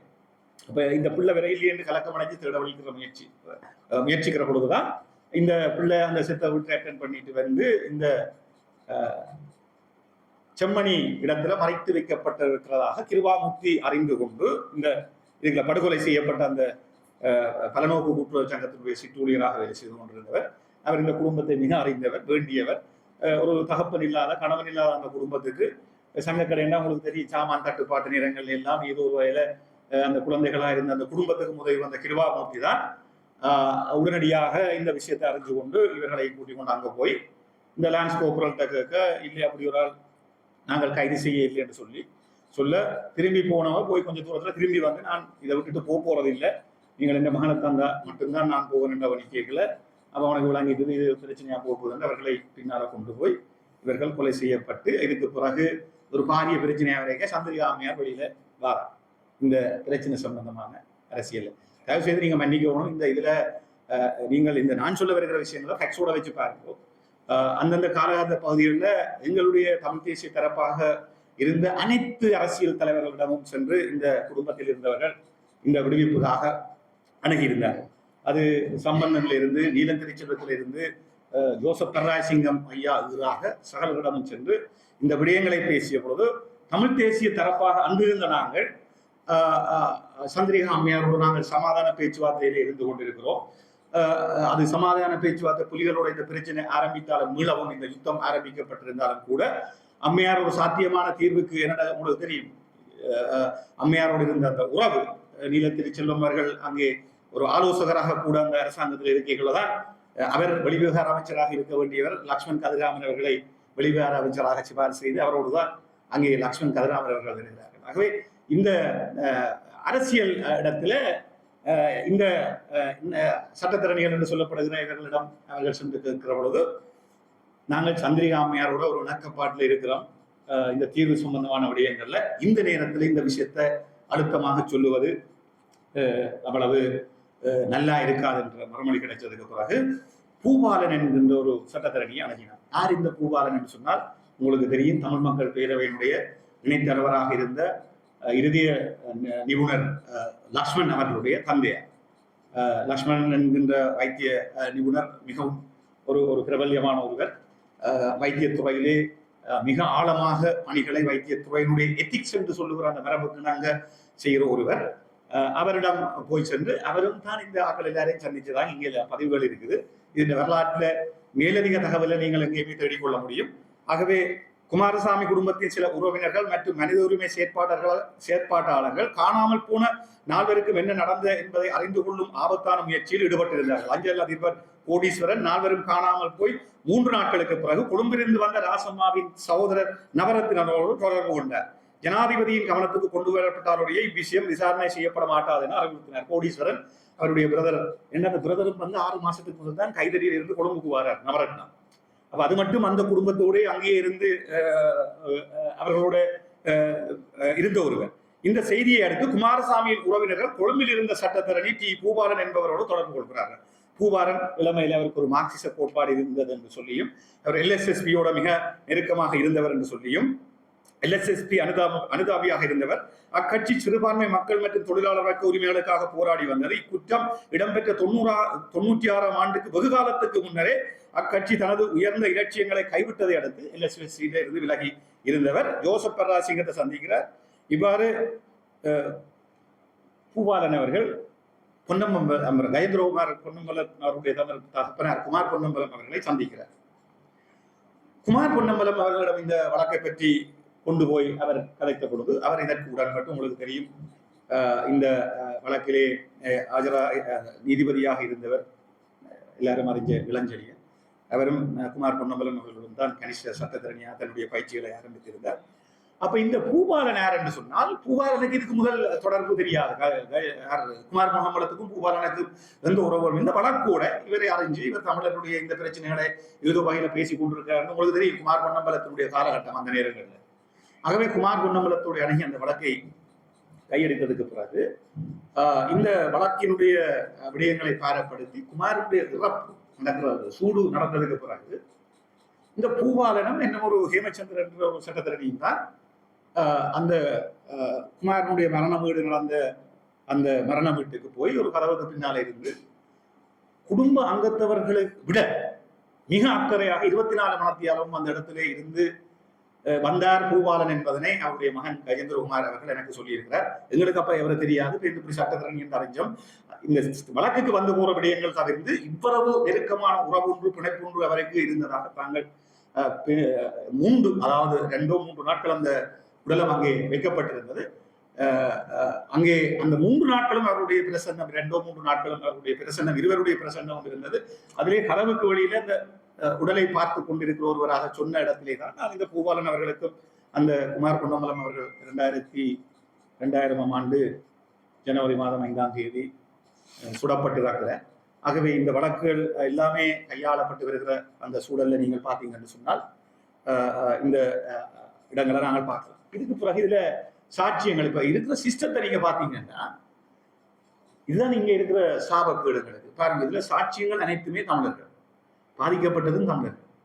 ஆனால் சட்டமாதிபர் திணைக்களத்தினுடைய ப்ரொசிக்யூஷனை நடத்துகிற சட்டமாதிபர் திணைக்களத்துல விக்னேஸ்வரனுடைய இப்ப நாங்கள் பார்த்தோம்னு சொன்னார் நிர்மலன், அதுக்கு முதல் சஞ்சய் ராஜரத்னம், அதுக்கு முதல் இந்த காலகட்ட பகுதியில் டிஎஸ்டியாக நான் நினைக்கிறேன் கவன சபேசன், சீனியர் கவுன்சிலராக ஞானதாசன் ஐயா இருந்தார். மனம்பேரி வழக்குல தான் ஆஜராகின உங்களுக்கு தெரியும். ஜேவிபியினுடைய வழக்குல எங்களுக்கு பாடம் எடுக்கல ஞானதாசன் அவர்கள் சொல்லுவார். ஆனால் இந்த கட்டமைப்பில் பார்த்தீங்கன்னு சொன்னால் அங்கே ஒரு மேலதிக சொலிசிட்டர் ஜெனரலாக இருந்த ஒருவர் தான். அவர் வழக்கை நடத்தினார் என்பதில் எந்த மாற்று கருத்தும் இல்லை. ஏஜி அடிஷனல் சொலிசிட்டர் ஜெனரல் என்று சொல்லப்படுகிற குமாரசிங் அவர்கள், அவரும் ஒரு நேர்மையானவர், இந்த விடயங்களிலே மிக சிரேஷ்டத்துவம் பெற்றவர் என்றபடியால் அவருடைய தலைமத்துவத்தில் இந்த வழக்கு கையளிக்கப்பட்டு ஒரு ட்ரையல் அட்பாருக்கு போறதா இங்க சட்டத்தரணி சிரேஷ்ட சட்டத்தரணி அவர்கள் இருக்கிறார். அவருக்கு முன்னால் அவர் தான் இந்த புதகுலியால் சம்பந்தமாக அனைத்து விடயங்களிலும் மிக காரணமான ஒருவர். ஆகவே இந்த இடத்திலே சட்டமாதிபர் திணைக்களத்திலே இந்த இடம் தெரிவு செய்யப்பட்டதுக்கு பிறகு அவர் ஒரு கடிதத்தை ஒன்றை அனுப்புறார். சட்டமா அதிபர் அன்றைக்கு இருந்த சட்டமாதிபர் உங்களுக்கு தெரியும் சரத்தன் சில்வா. அவருடைய அரசியல் இன்றைக்கு நாங்கள் மிக ஆழமா பேசலாம். சரத்தன் சில்வா இது ட்ரையல் அட்பார் நடக்க வேணுமா இல்லைன்னு சொன்னா ஜூரி ட்ரையலுக்கு போகணுமான்னு சொல்லி, ஜூரி ட்ரையல் அவங்களுக்கு தெரியும் ஒரு ஜட்ஜ் தான் இருப்பார், சட்டத்துல மட்டும்தான் அவருக்கு தலையிட முடியும். ஃபேக்ஸ்ல ஜூரி என்ன சமூகத்துல அந்தஸ்தா இருக்கிற ஆக்களை வச்சு அந்த வழக்க விளங்குறது. அப்ப ஜூரி ட்ரையலுக்கு போறதுக்கு இது தெரிவு செய்யறது, இந்த ஜூரி ட்ரையல் ஒன்றை தெரிவு செய்வதற்கான உரிமை அந்த பாதிக்கப்பட்டவர்கள், கொலை செய்தவர்கள், கொலை குற்றம் சாட்டப்பட்டவர்களுக்கு இருக்கிற ஒரு வசதி இந்த சட்டத்தில் இருக்க பாதுகாப்பவர்களுக்கு சொல்லலாம். இதுல என்னைக்கு நல்ல ஞாபகம், இந்த குமாரபுரம் படுகொலை, மயிலந்தன படுகொலைக்கு நான் அந்த வழக்கு பிரசன்னமாகி கொண்டிருந்த பொழுது தீர்ப்பு வாசிக்கிற கடைசினால் இல்லை என்னென்னா இதை நாங்கள் பேசுவோம், இது எந்த ரெக்கார்ட் பண்ணி போனாலும் எனக்கு பிரச்சனை இல்லை. ஆகவே அந்த ஜூரி ட்ரையலில் அந்த ஜூரிகளாக இருந்தவர்கள் வந்து சிங்கள பெரும்பான்மையினத்தை சேர்ந்தவர்கள். அப்போ இந்த மயிலந்தன படுகொலை விஷயம் நடந்த வரையில் ஜட்ஜா இருந்தவர் எங்களுடைய ஸ்ரீஸ்கந்தராஜா அவர்கள். கோர்ட் ஆஃப் அப்பீல் இருந்து வந்து மேலே ப்ரமோஷன் கொடுக்காமலே வச்சிருந்து இந்த நீதித்துறையில மிக பெருமளவிலான என்னென்று சொல்றது பாதிப்புகளை ஒடுக்குமுறைகளை உள்வாங்கி கொண்டு வருவார். அவருடைய இறப்பு கூடி அவற்றின் காரணமாக இருந்ததாக நாங்கள் நெருங்கி பழகின அல்லது சட்டத்துறையில் அந்த நேரங்களில் இருந்த எங்களுக்கு தெரியும். ஆகவே ஸ்ரீஸ்கந்தராஜா அவர்கள் உடனே இவர்கள் ஜூரி வந்து அந்த தங்களுடைய தகவல்களை அந்த தரவுகளையும் முடிவுகளையும் அறிவிக்கிறதுக்கான அதை வாசிக்க தொடங்கவே அவர் நான் இருந்தேன் சட்ட புத்தகத்தில் தனக்குரிய செக்ஷன் எடுத்து வச்சுட்டார் ஜட்ஜ். அவர்கள் வாசிச்சு முடிஞ்சோன்னு சொன்னார், இந்த பிரிவுக்கு அமைவாக இந்த வகையில சட்டத்துக்குள்ள இந்த விஷயங்கள் வரையில் நீங்கள் மீளவும் சென்று இதனை இந்த சட்ட ஏற்பாடுகளுக்கு அமைவாக நீங்கள் செய்து கொண்டு வாங்க கொண்டு விட்டா போனவே 1.5 மணித்தியால் 2 மணித்தியால் 8 மணி 8:30 மணிக்கு மேலே இந்த தீர்ப்பு வரையில் அவர்கள் அதே வேடிக்கை கொடுக்குறாங்க ஜூரிட்ட. இதுதான் இந்த எங்களுடைய படுகொலை வழக்கில் நான் பின்னால சொல்ல வழி கிடைக்கல அந்த தகவல்களை தொடுத்து கொண்டு போறேன். இதுலதான் நான் நினைக்கிறேன் இந்த கடைசி அத்தியாயம் இருக்கிறது. அதற்கு முதல் இந்த சாட்சி கொடுத்தவர்கள் வந்து 17 வயசு சசிதரன் என்கின்ற ஒரு இவன், அதாவது பிரணவன் என்கின்ற கிருஷாந்தியினுடைய தம்பி. அந்த நெருக்குவார காலகட்டங்கள்ல இப்படி ஒரு சாட்சியத்துக்கு தயார்படுற வழக்கு நான் உண்மையில பார்க்கல. இந்த சாட்சியங்கள் மூலமாகத்தான், இந்த புத்தகம் மூலமாகத்தான் நான் அறிந்தோட இந்த வழக்கினுடைய அனைத்து விடயங்களை. அதே போல உங்களுக்கு தெரியும் இந்த கௌதமி என்கின்ற கிருஷாந்தியினுடைய சக மாணவி, அதே போல சசிதரன் என்கின்ற இந்த பிரணவனுடைய மாணவன் தான் உங்களுக்கு தெரியும். அந்த சைக்கிள் வந்தா உங்களுக்கு தெரியும், உங்களுக்கு அந்த நேரங்களில் சைக்கிள் ஏசியா பைக் இல்லாட்டி இந்த லுமாலா என்ற சைக்கிள்கள் வந்தால் அது ஒரு துடைச்சு பூட்டி ஓடுறதுல ஒரு பெரிய திருப்தி. அந்த நேரம் சைக்கிள் மட்டுமே வாகனமாக இருந்த பொழுது இந்த சசிதரனுக்கு தெரியும் இந்த பிரணவனுடைய வாகனத்துல ஹோண்டா லேபிளை எடுத்து வாகனம் ஓடுற ஒரு என்னன்னு சொல்ற. இப்ப உங்களுக்கு த்ரீவீலர்ல பாத்தீங்கன்னா அவுடி கார் சின்னம் 3-5 வட்டம் சேர்ந்த சின்னம் இருக்கும், சில நேரம் பென்ஸ் கார் இருக்கும். அதை ஓட்டோவா இருந்தாலும் ஒரு பென்ஸ் கார் நேரத்தில் அந்த சின்னங்கள் அதில் வாரது ஒரு இயற்கையான அந்தந்த காலகட்டங்கள்ல இருக்கிற ஒரு வகையில இந்த சைக்கிள்களுக்கு இந்த லேபல்களை ஒட்டுற மாதிரி ஹோண்டா லேபலை ஒட்டி இருந்த விஷயம்தான் இந்த வழக்க வழியில கொண்டு வருது. அப்ப அதே போல பல சான்று. அப்ப பிரணவன் அங்கே கொல்லப்பட்டார் என்பதற்கு அந்த சைக்கிளை வந்து இராணுவ முகாமில் போய் பொதுமக்களை பிடிச்சதான் துப்புரவாக்குறவங்க. அந்த முகாமில் இருக்கிற பத்தியில வெட்டுறதுக்கு வார ஆக்கள் போறாக்களை ஊர்ல சிரமதான பணிக்காக அவர்களுக்கு தேதியை நியமிச்சு சம்பளம் இல்லாமல் இந்த வருத்துகிற வேலை நடக்கிற காலகட்ட பகுதியில அங்க அப்படி துப்புரவு தொழிலாளராக நல்லூருக்கு மேல வாசிக்கிற ஒருவர் துப்புரவு பணியாளராக போயிட்டு வரைக்குள்ளதான் இந்த சைக்கிளினுடைய இந்த பாகம் ஒன்று இருக்குது. செயினுக்கு இருக்கிற செயின் கவர் அங்க இருக்கு. அந்த செயின் கவரை எடுத்து கொண்டு வந்து இந்த சைக்கிள் கடைக்காரங்க கொடுக்குறேன். அவருக்கு வீட்டுக்கு முன்னால் இந்த சைக்கிள் எல்லாத்த பேர் பட்டியலும் இருக்கு, சாட்சியம் கொடுத்த அனைத்து பேர் பட்டியலும் இருக்கு. சைக்கிள் கடைக்காரன் வந்து அந்த சைக்கிள் கடையில தொங்கி கொண்டிருக்கு. இந்த சசிதரன் அந்த சைக்கிள் கடையில இந்த இது தொங்கி இருக்கேக்குள்ள அங்க இருக்கிற போலீஸ் அந்த புலனாய்வு அதிகாரிக்கு சசிதரன் அவர் விளங்க வழி கிடைக்க அவர் சொல்றாரு, இப்படி ஒரு விஷயம் நடந்திருக்குன்னு சொல்லி போலீஸ் போய் அந்த செயின் கவர் அங்கே இருந்து கிடைச்சதுன்னு சொல்லி இப்படி துப்புரவாக்குற இடம் ராணுவ ஆர்மி கேம்புக்கு இருந்ததா இது கொண்டு வரப்பட்டதாக சொல்லப்படுகிறார். இப்படி நீங்கள் இந்த சாட்சியங்களை பார்த்து கொண்டு வந்தால் இந்த ராசம்மா தாயார் ஒரு தங்க மாலை செயின் போட்டுக்கொண்டுதான் போயிருந்திருக்கிறார். செயின் வந்து செத்த இடத்துல இருந்து செயின் எடுக்கப்பட இல்லை. அப்ப உங்களுக்கு தெரியும் இந்த ஆடைகள் ஒரு இடத்துல புதைக்கப்பட்டும் வெறும் உடலங்களாகவும் இது புதைக்கப்பட்டு. இன்றைக்கு நீங்கள் நேரடியாக இதை அவதானித்துக் கொண்டிருக்கிற சிரேஷ்ட சட்டத்தரணி ரத்னவேலையா அவர்கள் இங்கே இருக்கிறார். இந்த இடங்கள்ல உங்களுக்கு தெரியும் ஒரு எலும்பு உக்குரத்துக்கு டிகே பண்ணு சொல்லுவாங்க, உக்குரத்துக்கு ஒரு காலப்பகுதியை நிர்ணயிச்சு இந்த ஃபொரன்சிக் தடயவியல் மெடிசின் சொல்லும் எந்தெந்த அது நிலம் உங்களுக்கு தெரியும் 1500-2000 ஆண்டுகள் உடலங்களை பாதுகாத்து வைக்கிற எஜிப்ட் அங்க மம்மி சொல்லப்படுகிற இடங்கள்ல இருக்கிற மாதிரி இங்க இருக்கிற நில அமைப்புக்கு ஏற்றபடி இந்த உக்குர விஷயம் நடக்கலாம். அப்ப 200 வருடங்களை தாண்டியும் இந்த எலும்பு கூடுகள் இருப்பதற்கான இந்த தடயவியல் சான்றுகளை நாங்கள் இந்த விடயங்களை பார்க்கலாம். அதே போல இந்த யூனிஃபார்ம் அல்லாட்டி இந்த போடுகிற உடுப்புகள் சார்ந்து அது எவ்வளவு காலத்துக்கு உக்கும் என்பதுக்கு ஃபொரன்சிக் மெடிசின்லையும் அந்த அதை சுற்றி வர இருக்கிற அந்த மணல் அகழ்வார் வச்சு அதை பேக் பண்ணி வைக்கிற விஷயங்கள் எல்லாம் உங்களுக்கு தெரியும். இந்த விஷயங்களுக்காக தான் அதை தோண்டி அதற்கு பக்கத்தில் இருக்கிற அந்த மண் மாதிரிகள் எல்லாம் பெறப்படுகிற ஒரு பொறிமுறை இருக்கு. ஆகவே இந்த இடத்துல இந்த பெண் அதாவது கிருஷாந்தி ஒரு குழியிலையும் இன்னும் ஒரு குழியில 2 அதாவது ஆண்களும் பிரணவனும் கிருபாமூர்த்தியும் தாயார் அவர்கள் சேலையோடு இருந்து அந்த சேலைகளோடு மீட்கப்பட்டதாக இந்த சான்றுகள் எல்லாம் சொல்லப்பட்டிருக்கிறது. இந்த பள்ளிக்கூட அதிபர் ஒருவர் இந்த எக்ஸாமினரா வார இந்த கிருஷாந்தியினுடைய பாடசாலை A-level எக்ஸாமுக்கு அவ யாழ்ப்பாணம் சார்ல்ஸ் கல்லூரி என்று இங்க சொல்லப்படுது, அதனுடைய அதிபராக இருந்தது சொல்லி அப்படி சார்ல்ஸ் கொலிஜன் ஒன்று இருக்க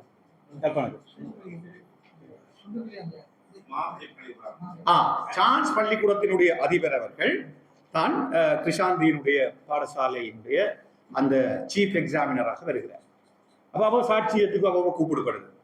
இது ஏன் நான் சொல்ல வருகிறேன்னு சொன்னால், இந்த காலகட்ட பகுதியை நீங்க யோசிச்சு பாருங்க. அவ கத்தோலிக்க மதத்தை ரிப்ரசென்ட் பண்றாள். அவருக்கு அந்த மதத்தினுடைய இல்லாட்டி அந்த இதற்கு ஒரு பாதுகாப்பு சம்பந்தமாக இருக்கிற அந்த விடயங்கள் எல்லாவற்றையும் தாண்டி இயல்பாக இருக்கிற ஒரு சான்றுகளோட அவர் இந்த சான்றை முன்வைக்க வருகிற விஷயம். அவவே விட்னஸ் பாக்ஸ்ல வச்சு இப்ப கேட்கிறாங்க. பரீட்சை நிலைய பிரதான கண்காணிப்பாளராக இருந்த பிரான்சிஸ்கா 1997 நவம்பர் 19 சாட்சியம் அளித்தார். பிறப்பால் ரோம கத்தோலிக்கரான 53 வயது உடைய அவர் யாழ்ப்பாணம் சார்ல்ஸ் கல்லூரியில் அதிபராக பணிபுரிந்து வந்தார். 96 காப்போத்தோ உயர்தர பரீட்சையின் போது பரீட்சை திணைக்களம் அவரை சுண்டுக்குழி மாறில் கல்லூரி அமைந்திருந்த பரீட்சை நிலையத்துக்கு பொறுப்பான பிரதான கண்காணிப்பாளராக நியமித்தது. கிருஷாந்தி தனக்கு முற்றிலும் அறிவும் இல்லாதவர் என அவர் நீதிமன்றத்துக்கு தெரிவித்தார். இச்சாட்சியின் கூற்றுப்படி பரீட்சை சம்பந்தமான உத்தியோகபூர்வ முடிவுகள் 96 செப்டம்பரில் தயாரிக்கப்பட்டு பரீட்சை திணைக்களத்துக்கு அனுப்பப்பட்டிருந்தது. நேர்மையான பேருந்து இந்த O-level பெண்டிங்கா இருந்தது. O-level மகன் எழுதிட்டான், அவனுக்கு 6 டிஸ்டிங்ஷன், சென்ட் ஜோன்ஸ்ல படித்தவன் 2 கிரெடிட்ஸ் என்றும், இந்த பிள்ளை எழுதின 2 பொட்னியும் ஜுவாலஜிலையும் இந்த பிள்ளைக்கு கிருஷாந்திக்கு 2 A கிடைச்சிருந்தது என்றும், மற்ற கெமிஸ்ட்ரி பாடம் ஒரு பாடம் தான் செய்திருந்தவர். எவ்வித தடுமாற்றமின்றி அப்பணியை நிறைவேற்றினார். பரீட்சை திணைக்கள அறிவுறுத்தல்களை அவர் அச்சொட்டாக பின்பற்றினார். பரீட்சை நிலையத்தின் தன் அன்றாட பணிகள் பற்றிய குறிப்புகளை அவர் பயிற்சி புத்தகத்தில் எழுதி வைத்திருந்தார். அவரிடமிருந்த அந்த குறிப்புகளினால் சாட்சியம் அளிப்பது அவருக்கு சௌகரியமாக இருந்தது. பிரான்சிஸ்காவின் குறிப்புகள் அவருடைய ஞாபகத்தை மீட்க உதவின. பரீட்சை மண்டபத்தில் பரீட்சார்த்திகள் சுட்டிலக்கத்தினால் மாத்திரமே குறிப்பிடப்படுவார்களே தவிர அவர்களின் பெயர்களினால் அல்ல அவர் நீதிமன்றத்தில் கூறினார். அவருடைய குறிப்புகளின்படி கிருஷாந்திக்கு வழங்கப்பட்டிருந்த சுட்டிலக்கம் 26, 25, 849. நான் நினைக்கிறேன் இந்த புத்தகத்துக்கு அந்த சுட்டிலக்கம் தலைப்பாடப்பட்டிருந்தால் இன்னும் ஒரு வகையில அதை ஒரு ஏன் இந்த இலக்கம் என்ற வகையில மிக பிணைப்பாக அந்த விஷயம் போயிருக்கும். ஒரு சோதனைக்கு அந்த பிள்ளை கைது செய்யப்பட்டு உள்ளுக்கு இருக்கீங்க, நாமிட்ட கேட்கிறான். நான் புலிகளோட நீ தொடர்புதான் சொல்லி விசாரிக்கிறான். அனைத்து நான் இங்க பட்டியல் உணர்ந்திருக்க ஒரு பட்டியல் ஒரு சின்ன நேரத்துக்குள்ள உங்களுக்கு வாசிச்சு முடிக்கலாம். அனைத்து விடயங்களும் இந்த UN ஹியூமன் ரைட்ஸ் வாட்சின் 2006 இருந்து 13 வரையிலான பட்டியல்ல 70 பெண்கள் பாலியல் வல்லுறவுக்குள்ளாக்கின அந்த பட்டியல்ல 60 பேருடைய பேர் பட்டியலோட விவரங்களும் எந்தெந்த தினத்திலே எப்படி நடந்து என்ற விவரங்கள் அங்கே சொல்லப்பட்டிருக்கிறது. அனைத்து இடங்கள்லையும் பாத்தீங்கன்னா நீங்க புலி கன்ஃபெஷன் ஒப்புதல் வாக்குமூலம் அளிக்கிறதுக்காக இந்த சித்திரவதைகளை செய்யறது. அப்போ ஒப்புதல்வாதிகள் சிகரெட்டால சுடுறது, மற்றது ரேப் பண்றது பெண்களுக்கு மட்டுமில்லை, ஆண்களுக்கும் இந்த உங்களுக்கு தெரியும் அவர்களுடைய என்னென்று சொல்றது அனல் செக்ஷுவல் புதத்தின் வழியினூடாக செய்கிற விஷயத்தை ரேப் பண்ணுறதான் சொல்லுகிறார். அப்ப அந்த ஆங்கிலத்துல அந்த அறிக்கையில பாத்தீங்கன்னு சொன்னால் 60க்கும் மேற்பட்ட பேருடைய பேர் விவரங்களோட அந்த விடயங்கள் அங்கே சான்றுபடுத்தப்பட்டிருக்கு. 800 தொடக்கம் 600 தொடக்கம் 300 வரையிலானவர்கள் இவ்வாறு பெண்கள் பாதிக்கப்பட்டிருக்கிறார்கள். இந்த பெண்கள் கல்வி ஆய்வகத்தினுடைய தலைவி அவர்களும் இருக்கிறார்கள். அந்த காலகட்டம் அவருக்கு பசுமையான நினைவுகளாக இருக்கும். இந்த விஷயம் 26, 25, 841 சுற்றிலக்கத்துல இருந்த பிள்ளை. அப்ப அவன் கேட்கிற கேள்வியை பாருங்க. இது சும்மா இந்த எவிடன்ஸ் டிஃபென்ஸ் கவுன்சில் இந்த குற்றவாளிகளை தப்பிக்க வைக்கிறதுக்காக எதிரி தரப்புக்கு சட்டத்தரணியா இருக்கிறவங்க கேட்கிறார். இது அரச சட்டத்தரணி கேள்வி. இது முதலாவது. உங்களுடைய குறிப்புகளை பார்க்கும்போது கிருஷாந்தி எப்போது காப்போதார் பரீட்சையை தோற்றினான் என்பதை தெரிவிப்பது சாத்தியமான. பிரான்சிஸ்கா அவள் 1900 செப்டம்பர் 2 விலங்கியல் வினாத்தாள் 1ஆம் பகுதிக்கு தோற்றினாள். அடுத்த நாள் அவள் தோற்றிய வினாத்தாளது அடுத்த நாள் வினாத்தாள் விலங்கியல் 2ஆம் பாடம் 1996 செப்டம்பர் 3 அவள் தோற்றவிருந்தால் அடுத்த கட்ட வினாத்தாள் என்ன தாவரவியல் 1ஆம் பகுதி வினாத்தாளுக்கும் அவள் தோற்றவிருந்தாள். எப்போது அவள் அடுத்து தோற்றினாள் தாவரவியல் 2ஆம் பகுதி வினாத்தாளுக்கு செப்டம்பர் 6 தோற்றினாள். அடுத்து அவள் தோற்றவிருந்த வினாத்தாள் ரசாயனவியல் 1ஆம் பகுதி வினாத்தாளுக்கு செப்டம்பர் 7 தோற்றியிருந்தாள். ரசாயனவியல் 1ஆம் பகுதி வினாத்தாள் 1996 செப்டம்பர் 7 எத்தனை மணிக்கு ஆரம்பமாகியது? 9 மணிக்கு, காலை 9:30 மணிக்கு. எந்த நேரத்தில் அது முடிவிட்டது? 11:30. கிருஷாந்தி அவ்வினாத்தாளுக்கு தோற்றினாலா? அதுக்கடுத்து எந்த வினாத்தாளுக்கு கிருஷாந்தி தோற்ற இருந்தால் ரசாயனவியல் 2ஆம் பகுதி. அந்த வினாத்தாளுக்குரிய திகதி என்ன? செப்டம்பர் 9. என்ன நேரம்? 9:30. செப்டம்பர் 8ஆம் தேதி அவருக்கு ஏதாவது வினாத்தாக்களுக்கு தோன்றினால அது அன்று ஞாயிற்றுக்கிழமை அவர் சொல்றார். அப்ப இந்த இடத்துல தான் இப்படியான உடல்கள் புதைக்கப்பட்டிருக்கிறது விடுதலை புலிகளுடைய காலத்துல விடுதலை புலிகள் புதைச்சிட்டு போறேன்னு சொல்லி கேள்விய டிஃபென்ஸ் கவுன்சில் போடுறாங்க.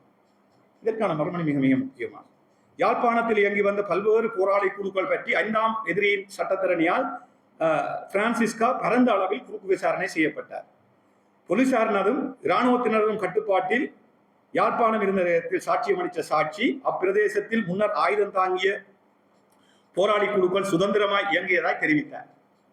இந்த கொலைக்கு அவர்களோடு விடுதலை போராட்டத்தினுடைய இந்த குழுக்களோடு தொடர்படுத்துறதுக்காக யாழ்ப்பாணத்துல பல போராட்ட குழுக்கள் இருந்ததுன்னு சொல்லி அந்த வீதத்தை முன்னுக்கு வைக்க அவருடைய சாட்சியம் சுதந்திரமாய் இயங்கியதாக தெரிவித்தார். பிரதிவாதிகள் தரப்பினால் கேட்கப்பட்ட ஒரு கேள்விக்கு பதிலளிக்கையில் ஒரு பாடசாலை அதிபர் என்ற வகையில் தன் சொந்த அனுபவத்தின் அடிப்படையில் தமது அமைப்பு பணிகளில் பயன்படுத்துவதற்காக போராளி குழுக்கள் ஒருபோதும் பாடசாலை சிறுமிகளை கடத்தி செல்லவில்லை என கூறினார். சரிதானே? இதுக்கு பிறகு கௌதமி என்ற சக மாணவி விசாரிக்கப்படுகிறார். அது அந்த அந்த இங்க போன விஷயம் அங்க அந்த பிள்ளையோட செத்த வீட்டுக்கு போயிட்டு இந்த தங்கமாலை கதையை அப்ப சொல்லிட்டு விட்டுட்டார். இந்த தங்கமாலை எப்படி எடுபடுது என்று சொன்னால் இந்த சட்டத்தில் இருக்கிற ஓட்டையை நாங்கள் கொஞ்சம் அவதானிச்சா இந்த தங்க மாலை அவங்கள கழுத்துல இல்லை, பொடியை எடுக்க இல்லை. அப்ப இப்ப இந்த தங்க மாலை எங்க இருக்குன்னு சொல்லி பார்க்க வழிபுடைக்குள்ள தங்க மாலை வருது சிறைச்சாலையில இருந்து சிறைச்சாலை அத்தியட்ச கையால் வருது. அப்ப சிறைச்சாலை அச்சியத்த கையுக்கு போன தங்க மாலை 1ஆம் எதிரிகிட்ட இருந்து உங்களுக்கு தெரியும் செல்லுக்குள்ள போடுறோன்னு சொன்னால் நகைகள் பெல்ட் எழுதுற போலீஸ் செல்லுக்கு போடுறோன்னு சொன்னாலே சகலதையும் கலட்டி நீங்கள் தூக்கு தொங்குற அளவுக்கு ஒன்றுமே உங்கள்கிட்ட இருக்கக்கூடாது. கத்தி இப்படி ஏற்று பேர்ஸ்ல இருந்து சகலதையும் எடுத்து உருவி போட்டுதான் உங்களை கொண்டு அந்த செல்லுக்கு போடுறாங்க. இது மாதிரி தான் அங்கேயும்.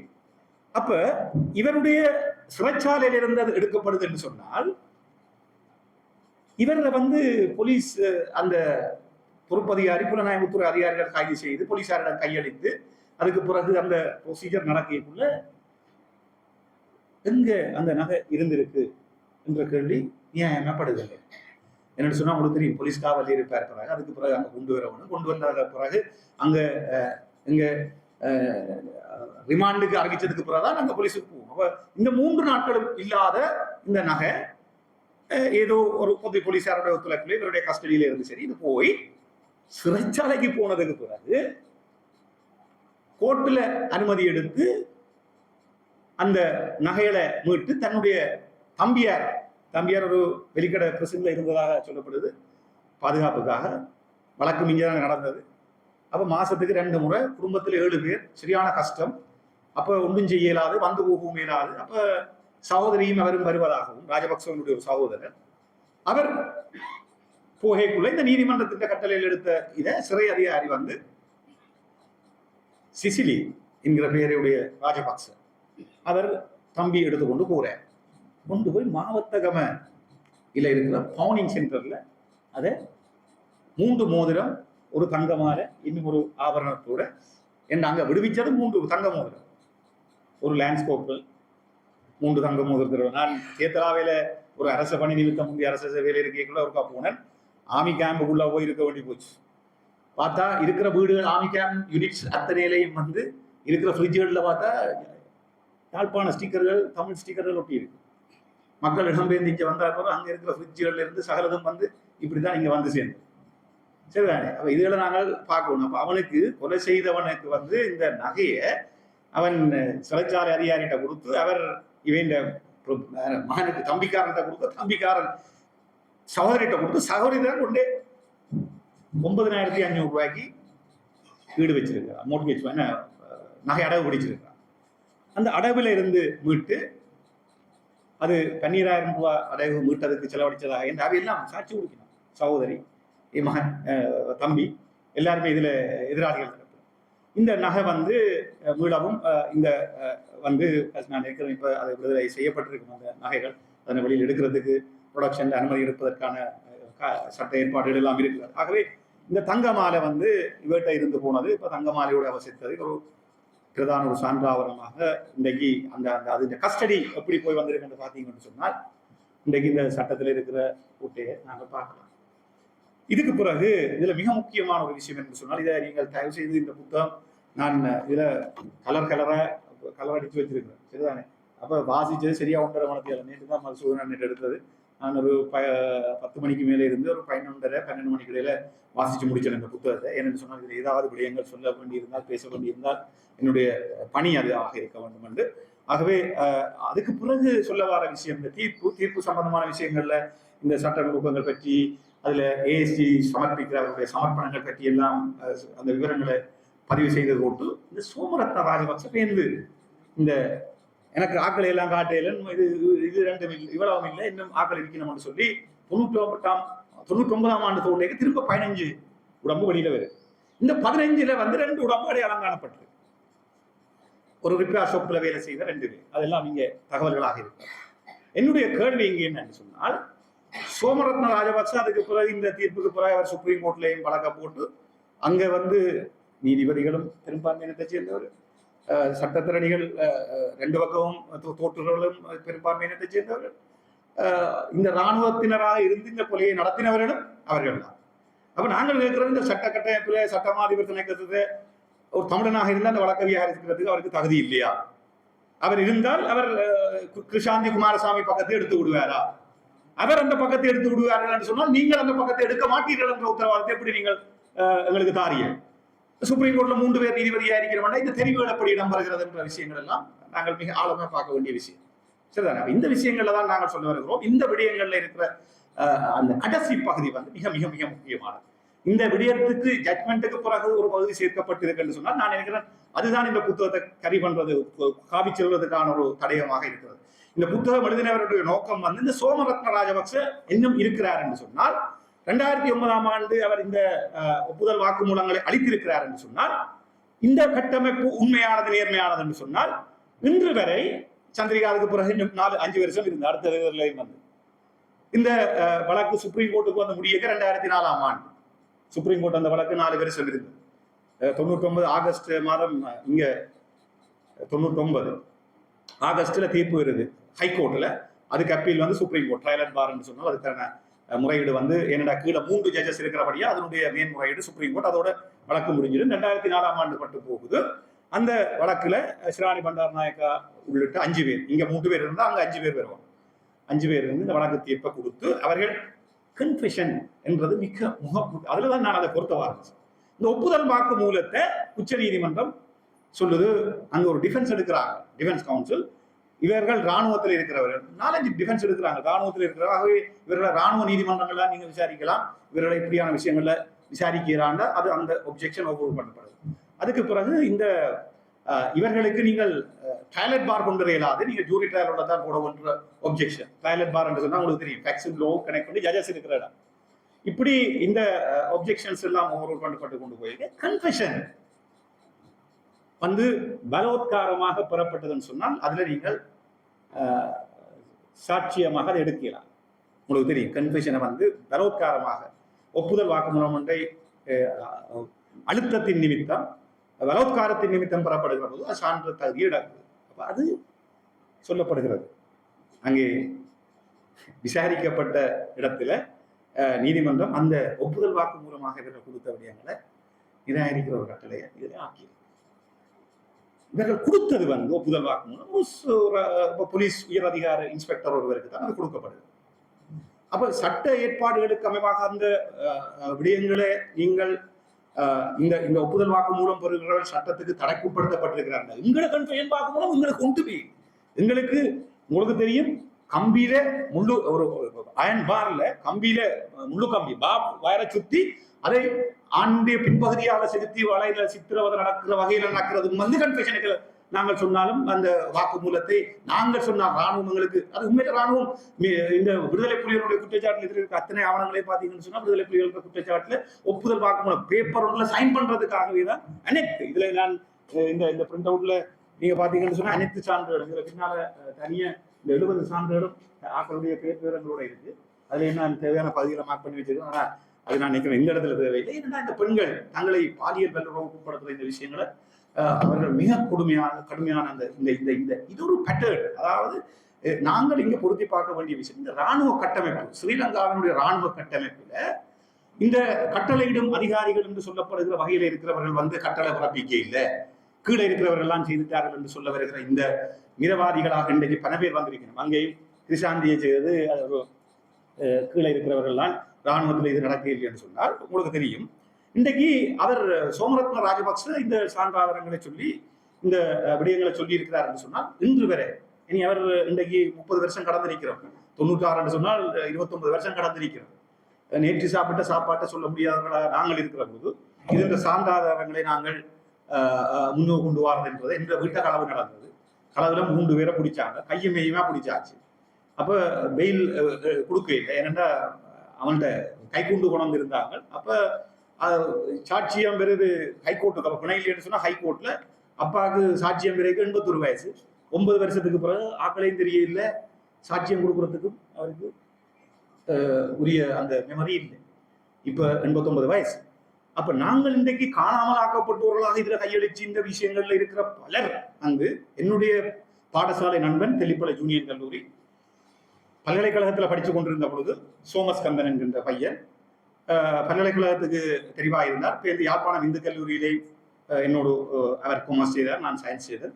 அப்போ அவர் பல்கலைக்கழகத்துக்கு போகிறதாக சொல்லி 96ஆம் ஆண்டு பல்கலைக்கழகத்துக்கு வந்தால் செம்மணியில் அவர் காணாமல் போட்டார். பல்கலைக்கழகத்தில் அவர் போய் சேர இல்லை.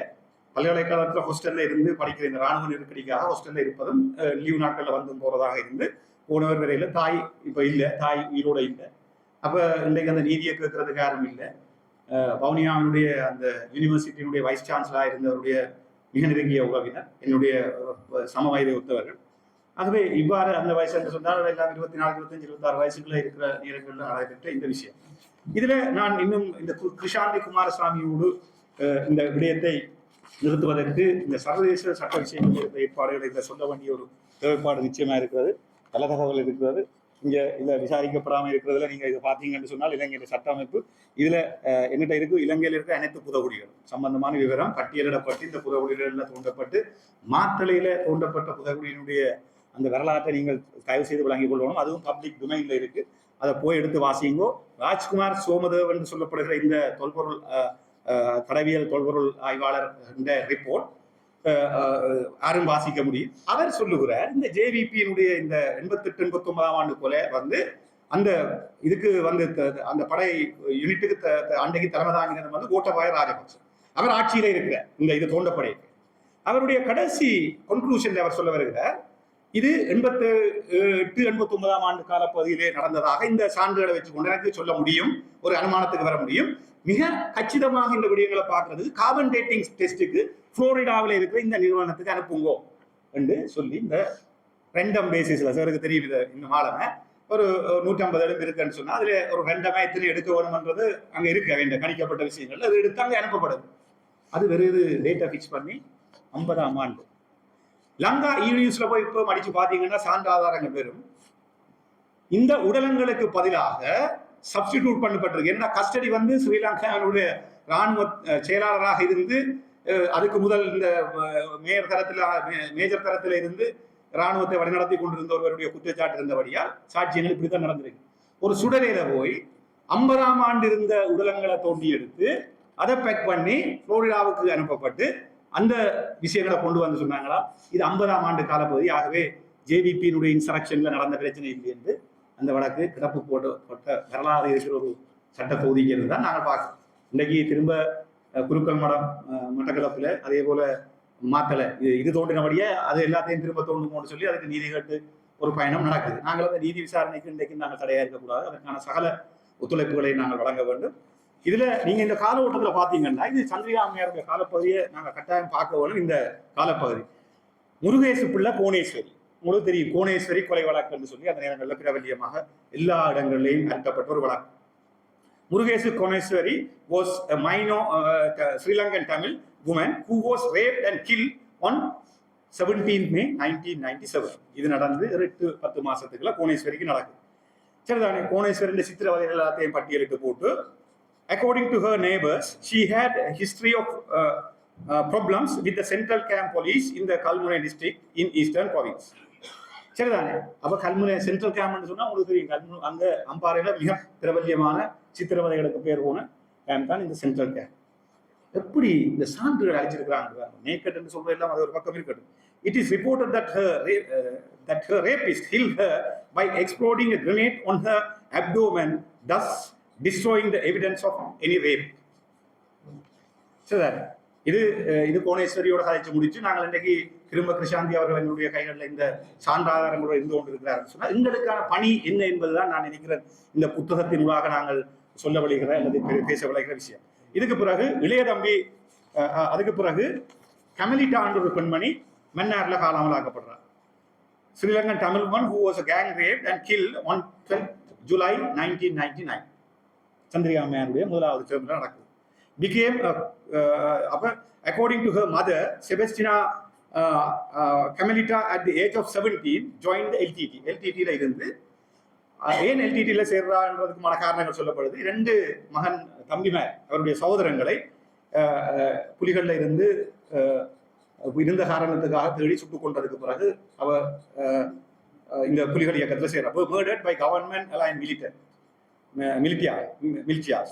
She eventually left her rebel group. She had surrendered to the Sri Lanka police about month before her murder. இப்படியே சொல்லிக் கொண்டு வந்து the coroner in Manna அந்த சடலத்தை பரிசோதிச்சு செய்த coroner சொல்றார், documented evidence of rape and sexual violence including bites on her breast and lips.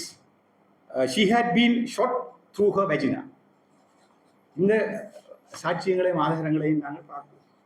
இன்றைக்கு இருக்கிறவர்கள் இன்றைக்கு நாட்டில் என்ன நடந்திருக்கு, இந்த இனத்துக்கு இவ்வளவு விஷயங்கள் நடந்திருக்கிறதுகளை வந்து நாங்கள் பேச போகிறோமா இந்த செம்மணியில வச்சு இல்லையா? சாரதாம்பாள் இதெல்லாம் இவ மன்னாருக்கு மூடுதி ஒரு குருக்கள் ஐயாவுடைய மகள் தெரியும் உங்களுக்கு, சாரதாம்பாளுடைய படுகொலை. சாரதாம்பாள் சரவணபவானந்த குருக்கள் 28 டிசம்பர் 1999. இதுதான் சந்திரிகா அம்மையாருடைய காலப்பகுதியில் நடந்த இந்த தலைவர் காணாமலாக்கப்பட்ட நீங்கள் அந்த மேக்ஸ்வெல் பரணகமண்ட அந்த அறிக்கையில பாத்தீங்கன்னா 16,494 பேரை அறிக்கை இருக்கு. நாங்கள் ஏற்கனவே வேறு அந்த 14,494 பேர்ல ஒவ்வொரு மாவட்டம் வயசாயிருக்கு. ஒவ்வொரு வருடம் 83ஆம் ஆண்டுல இருந்து அவர்களுக்கு அந்த 2013 வரையில பார்க்க சொல்லி கொடுத்த அந்த ஆணையின்படி 16,494 பேர்ல 14,500க்கும் மேற்பட்டவர்கள் வந்து வடக்கு கிழக்கை சேர்ந்த ஆக்கள் என்று சொல்லி பட்டியலிட்டு இபிஆர்எஃபால, இபிடிபியால, கருணாவால, மற்றது ஆமியால, ஏஆர்ஃபோர்ஸால 83ல இருந்து ஒவ்வொரு ஆண்டுக்கும் இத்தனை பேர் என்று சொன்னதும் இன ரீதியாக முஸ்லீம்கள் எத்தனை பேர், தமிழர் எத்தனை பேர், சிங்களவர் எத்தனை பேர் என்று சொல்லி இன ரீதியாக மட்டக்களப்பு, அம்பாறை, திருவோணமலை, யாழ்ப்பாணம் இந்த விவரங்கள் எல்லாம் பட்டியப்படுத்தப்பட்டதுல இன்றைக்கு 14,500 பேர் காணாமலாக்கப்பட்டிருக்குன்னு சொல்லி மேக்ஸ்வெல் பரணகம ஜனாதிபதி ஆணைக்குழு சொல்வது என்று சொன்னால் வெறும் நம்பர்களை எடுத்து போட்டு பதிவு செய்து கொண்டு போடுறதுக்கு இல்லை. இந்த இதுகளுக்கான விசாரணைகளை யார் கேட்கிறது? சிங்கள அரசிட்ட. அங்கதான் இந்த நீதி நான் நினைக்கிறேன் கிடக்குதுன்னு சொல்லி இன்றைக்கு கிருஷாந்தி குமாரசாமி பேசப்படுவதற்காக இந்த வன்மம் என்ற நூல் வருகிறது என்று சொன்னால் அங்கதான் நம்ம உறுதி பார்க்கணும். அப்ப இவ 500 மீட்டருக்கு அங்கால இருக்கிற நெவல் பேஸ்ல இருந்துதான் வந்து அரெஸ்ட் பண்ணி கொண்டு போறாங்க. அப்ப அவனுடைய அண்டர் பேண்ட் அவருடைய வாயில திணிச்சு that forcible sexual intercourse had taken place. சரிதானே? இதுதான் அங்க சான்றாதாரமாக சொல்லப்படுது. இதுல செத்த வீட்டுக்கு நிமல்கா பெர்னாண்டோவும் வாசுதேவ நாணயக்கார உள்ளிட்ட இந்த தலைவர்கள் இடதுசாரி தலைவரை போறதாக அந்த வரலாற்று சொல்லப்படுது. கடைசி 2001 விஜயகலாநாதன், இளைய தம்பி தர்ஷினின்னு சொல்லி இப்படி வரலாற்றில் பறந்து விரிந்து கிடக்கிற இந்த பாலியல் வல்லுறவுல நீதி என்னன்னு சொன்னா இதை தயவு செய்து வழங்கிக் கொள்ளுவோம். இதுல தான் நான் நினைக்கிறேன் என்னுடைய உரையை நான் முடிவு கொடுத்த விரும்புகிறேன்.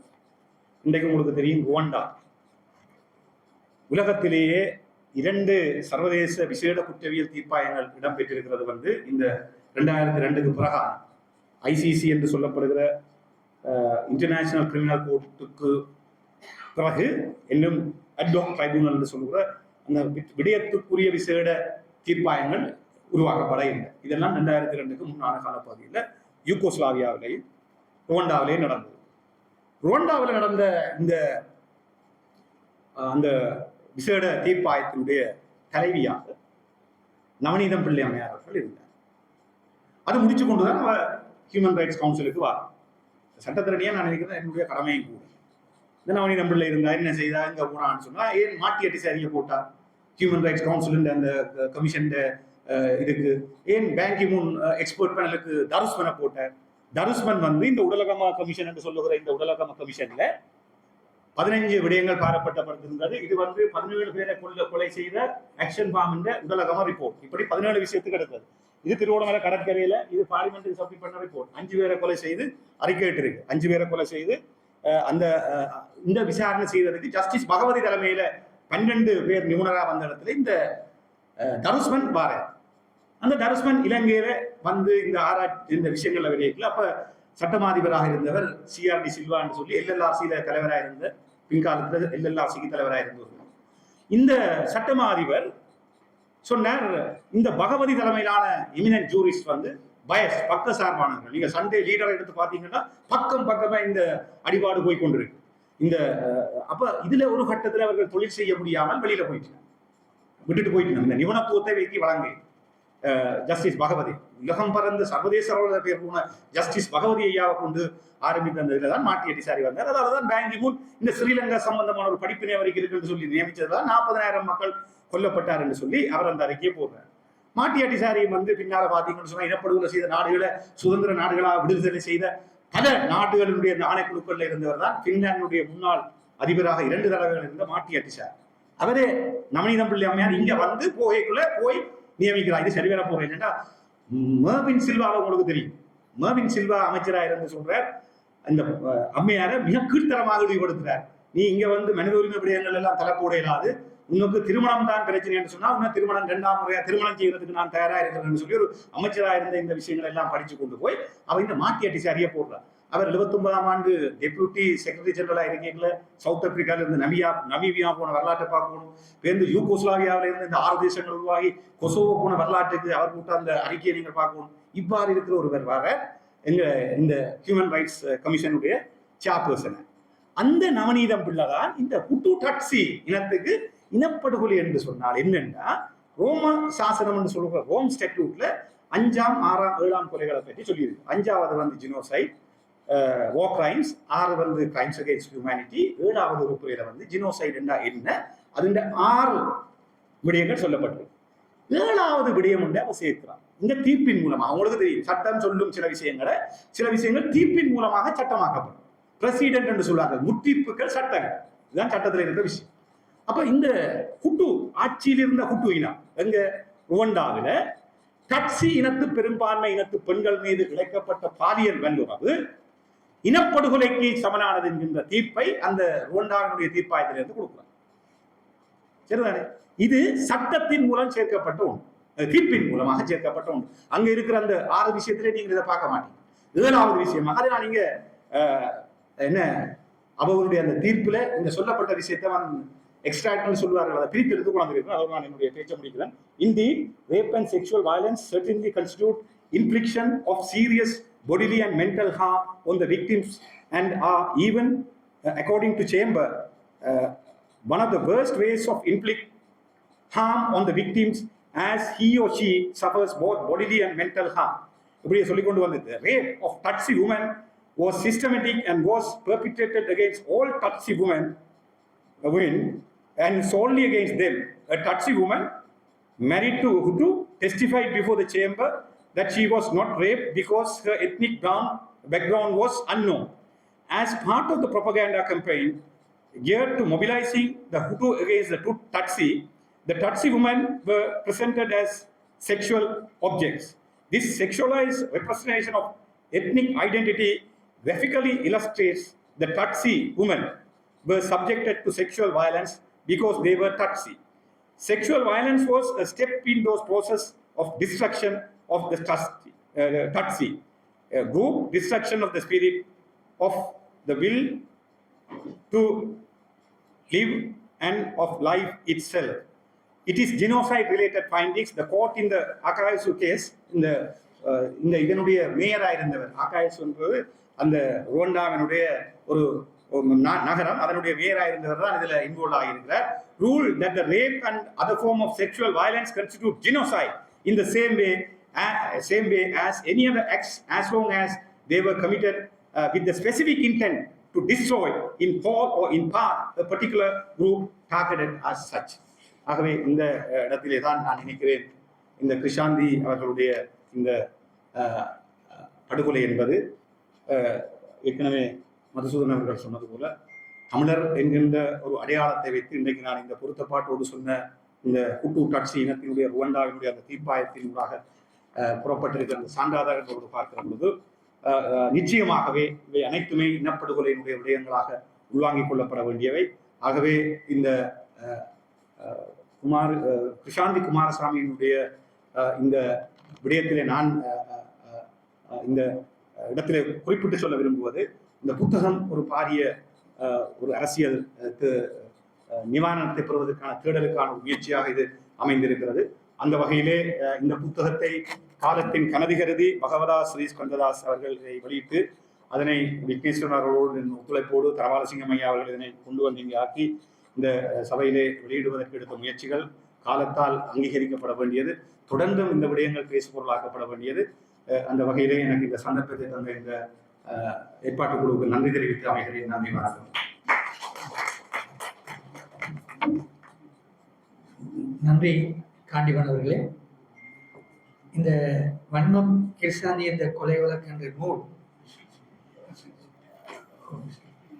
இந்த நூல் இங்கு சில பிரதிகள் இருக்கின்றன. இந்த பிரதியினுடைய விலை 700 ரூபாய். நீங்கள் விரும்பியவர்கள் பின்னர் இந்த நிகழ்வு முடிந்தவுடன் எடுத்துக்கொள்ளலாம். இங்கு ஒரு அறிமுக உரை, ஒரு விமர்சன உரை, இந்த நூலை அடிப்படையாக கொண்டு அந்த நூலுக்கூடாக மேற்கிளம்புகின்ற இலங்கை சர்வதேச என்ற மட்டங்களில் இளையோடுகின்ற அந்த அரசியல் பின்புலங்களுடன் இந்த விடயங்கள் இங்கு பாரப்படுத்தப்பட்டுள்ளன. இவை மிக விரிவான உரையாடலுக்கு களமமைக்கக்கூடிய வாய்ப்பு இருக்கிறது. இதில் சில புள்ளிகளை நீங்கள் உரையாடலுக்கு சில கருத்துக்களை சொல்ல இருந்தாலும் சரி, அல்லது சில உரையாடலுக்கான புள்ளிகளை திறந்து விட்டாலும் சரி, இது உங்களுக்கான ஒரு சிறிய நேரத்தை இங்கு நாங்கள் திறந்து விடுகின்றோம். ரெண்டநிலையா ஏதாவது நீங்கள் இதோட ஒட்டி சில கருத்துக்களை கூறுவது பொருத்தமாக இருக்கு.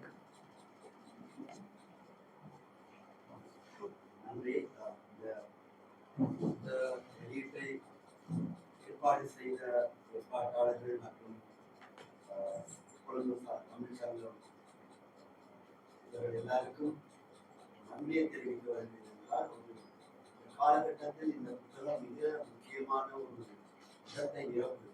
இருந்தால் கிருஷாந்தி குமாரசாமி என்ற அந்த இளம் பெண்ணின் மரணம் தான் அதன் விளைவாக நடந்த இந்த நீதிமன்ற நடவடிக்கைகள் தான் செம்மணி என்ற பாரிய புதைக்குழியை வடிவத்தை அகல திறந்தது. அந்த வழக்கில் முதலாவது குற்றவாளியான சோபாட்டு ராஜபக்ஷ என்பவர் மரண தண்டனை வழங்கப்பட்டு அதன் பிறகு மரண தண்டனை வழங்கப்பட்ட ஒரு குற்றவாளிக்கு நீங்கள் ஏதாவது சொல்ல இருக்கிறதா என்று அலக்யூட்டஸ் என்ற ஒரு வாக்குமூலத்தை நீதிமன்றத்துக்கு வழங்கக்கூடிய ஒரு சட்ட விதி இருக்கிறது. அதன் போது அவர் சொன்னார், இது நான் மட்டுமில்லை, எனக்கு மேலாக இருந்த மேலதிகாரிகள் ஜெனரல் தரத்தில் உள்ளவர்கள் கூட இதில் சம்பந்தப்பட்டிருக்கிறார்கள். அவர்கள் செய்து எல்லாம் கொலை செய்து மற்றது வன்முறைக்குள்ளாக்கின அந்த மனிதர்களின் உடலங்கள் செம்மணியில் புதைக்கப்பட்டிருக்கின்றன. நிச்சயமாக 500 உடல்களுக்கு மேலாக இருக்கின்றன. நானே ஒரு 100கணக்கான உடல்களை புதைத்திருக்கிறேன் என்ற ஒரு வாக்குமூலத்தை கொடுத்திருந்தார். அதன் அடிப்படையில் தான் செம்மணி இந்த அகழ்வாராய்ச்சி கடந்த 99ஆம் ஆண்டு தொடங்கப்பட்டது. அதன் காரணமாக சுமார் 15 உடலங்கள் அடையாளம் காணப்பட்டன, தோண்டி எடுக்கப்பட்டன. ஏதோ ஒரு காரணத்தினால் அந்த அகழ்வுகள் நான் நினைக்கிறேன் அரசியல் நிற்பதன் காரணத்தால் அது நிறுத்தப்பட்டு விட்டன. அதன் பிறகு மீண்டும் இந்த செம்மணி விவகாரம் சூடுபிடித்திருக்கிறது. ஏனென்றால் அந்த செம்மணி என்பது ஒரு இந்துக்களின் மயானம். அது புதைகுழி அல்ல. அதாவது இறந்தவர்களின் மரணத்தவர்களின் உடல்கள் புதைக்கப்படும் மயானம் அல்ல, அது எரிக்கப்படும் மயானம், சுடுகாடு. அந்த சுடுகாடு வந்து நல்லூர் பிரதேச சபையின் கட்டுப்பாட்டில் இருக்கிறது. அவர்கள் இந்த வழக்கமான சம்பிரதாயமான எரியூட்டல்களுக்கு பதிலாக கேஸ் சேம்பர் மூலமாக எரியூட்டல் செய்யப்பட வேண்டும் என்ற ஒரு கருத்தை முன்வைத்து அவர்கள் அதற்கான ஏற்பாடுகளை செய்து கொண்டிருக்கும் பொழுது, அதற்கான கட்டிடத்தை கட்டும்போது தான் இந்த மனித எச்சங்கள் தென்பட்டன. அது தென்பட்ட உடனேயே சம்பந்தப்பட்டவர்கள் பாதி அந்த அந்த மயானத்தை சுற்றில உள்ள அந்த ஊர்க்காரர்கள் அவர்கள் வந்து நீதிமன்றத்திற்கு ஒரு வாக்குமூலத்தை கொடுத்து இந்த செம்மணி மயானம் திரும்பவும் தோண்டப்பட வேண்டும் என்ற அந்த கருத்தினை முன்வைத்ததன் பேரில் இப்போது நீதிமன்றத்தின் யாழ்ப்பாண நீதவான் நீதிமன்றத்தின் கட்டளையின் பேரில் அந்த விடயங்கள் நடைபெற்று கொண்டிருக்கின்றன. இதில் முக்கியமாக கவனிக்கப்பட விடயம் என்னவென்றால், இவ்வளவு ஒரு பாரிய, அதாவது 500க்கும் மேற்பட்ட நாங்கள் அனுமானிக்கிறோம். அதன்படி அந்த இதற்கு முன்னர் செய்யப்பட்ட அந்த ஸ்கேனிங் என்ற ஒரு மட்டுப்படுத்தப்பட்ட ஒரு விடயத்தில் கூட நிறைய உடலங்கள் புதைக்கப்பட்டிருக்கின்ற விடயம் இப்போது தெரிய வந்திருக்கிறது. இவ்வளவு விடயங்களையும் அது இத்தனை பெரிய தொகையான மனிதர்களை கொன்று குவித்து எந்த விதமான ஒரு ஆர்ப்பாட்டமும் இல்லை, அதாவது ஒரு சாதாரண விஷயம் போல் இதனை புதைத்து எல்லாம் செய்வதற்கு அவர்களுக்கு அதை செய்தவர்கள் மிகவும் ஒரு சட்டத்திற்கு மேற்பட்டவர்களாக, சட்டத்திற்கு பயப்படாதவர்களாக, சட்டத்தை பற்றி சிறிதேனும் கவலைப்படாதவர்கள் இருக்கின்றார்கள். அந்த படுகொலைகள் நடந்தது 1995 ஆண்டுக்கு பின்னர், அதாவது எல்டிடி இயக்கத்தின் அந்த கட்டுப்பாட்டில் இருந்த யாழ்ப்பாண குடாநாட்டிலிருந்து அவர்கள் வெளியேற வேண்டி வந்தது 1995 ஆண்டின் ஜெயசிக்குறு நடவடிக்கைகள் பிறகு. அதன் பின் அவர்கள் தங்களுடைய கட்டுப்பாட்டை இழந்து முற்றுமுழுதாக வன்னிக்கு திரும்பி விட்டார்கள். அந்த 1995 ஆண்டிலிருந்து 2009 வரைக்கும் கேட்டு கேள்வி இல்லாமல், எந்த விதமான ஒரு மட்டுப்படுத்தல் இல்லாமல் அந்த முழு யாழ்ப்பாண தீவத்தையும் கட்டுப்பாட்டில் வைத்திருந்தவர்கள் ஸ்ரீலங்கா இராணுவத்தினர். அதை பற்றி எந்த விதமான ஒரு சந்தேகமும் இல்லை. எனவே அவர்கள் இவ்வாறு செய்வதற்கான ஒரு சட்டத்திற்கு அப்பாற்பட்ட ஒரு அதிகாரம் அவர்கள் கொண்டிருந்தார். இம்பியூனிட்டி என்று சொல்வார், அதாவது அவர்களை சட்டம் எதுவும் செய்யாது, சட்டத்துக்கு பயந்து நடக்காமல் அவர்கள் தாந்தோன்றித்தனமாக செய்யக்கூடிய ஒரு விடயம் இருந்தது. எனவே இப்போது அந்த இராணுவத்தினர் இதை செய்தார்கள் என்பதற்கான தடயங்கள் இப்போது வந்து கொண்டிருக்கின்றன. இதன் ஆரம்பத்தில் ஃபாதர் சக்திவேல் அவர் என்னிடம் ஒன்று கேட்டார்கள், இப்போது இதெல்லாம் நடக்கிறது, இது கொண்டு செல்லப்படுமா என்று. அது ஒரு ஒரு ஒரு சிந்தனைக்குரிய விஷயம் என்னவென்றால், இவையெல்லாம் நடந்து கொண்டு இருக்கிறேன் சட்ட ரீதியாக நடத்தி செல்லத்தான் வேண்டும். சிலர் சொல்லுகிறார்கள், இப்போது ஒரு புதிய அரசாங்கம் வந்திருக்கிறது, அவர்களுக்கு அவர்கள் இருக்கிறபடியால் தான் இந்த விடயம் நடைபெற்று கொண்டிருக்கிறது என்று.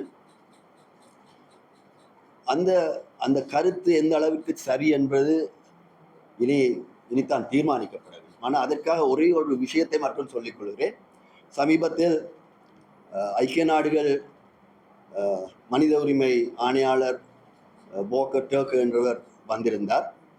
அவர் வருவதற்கு இங்கு விஜயம் செய்வதற்கு முன்பே எத்தனையோ அமைப்புகள், ஆர்வலர்கள் இவர்கள் எல்லாம் கட்டாயம் நீங்கள் செம்மணி மனித புதைக்குழிக்கு கட்டாயம் நேரடி விஜயம் செய்ய வேண்டும் என்ற ஒரு வேண்டுகோளை, கோரிக்கையை விடுத்திருந்தார்கள். அவரும் அதற்கு உடன்பட்டு அந்த செம்மணிக்கு நேரடி விஜயத்தை செய்து அதை ஒரு சைட் விசிட் என்று அவர்கள் ஒன்றும் ஆய்வு செய்ய போவதில்லை, ஆனால் நேரடியாக பார்ப்பதற்கு அவர் விருப்பம் தெரிவித்திருந்தார். இது மிகவும் ஒரு முக்கியமான ஒரு சிம்பாலிக், ஒரு சிக்னிஃபிகன்ஸ் என்று சொல்வார்கள். அவருடைய விஜயமே அதற்கான ஒரு பலத்த ஒரு பிரசித்தத்தை ஏற்படுத்திவிடும் என்பதனால் நாங்கள் எல்லோரும் அவர் கட்டாயம் விஜயம் செய்ய வேண்டும் என்ற கோரிக்கையை விடுத்திருந்தோம். அதற்கு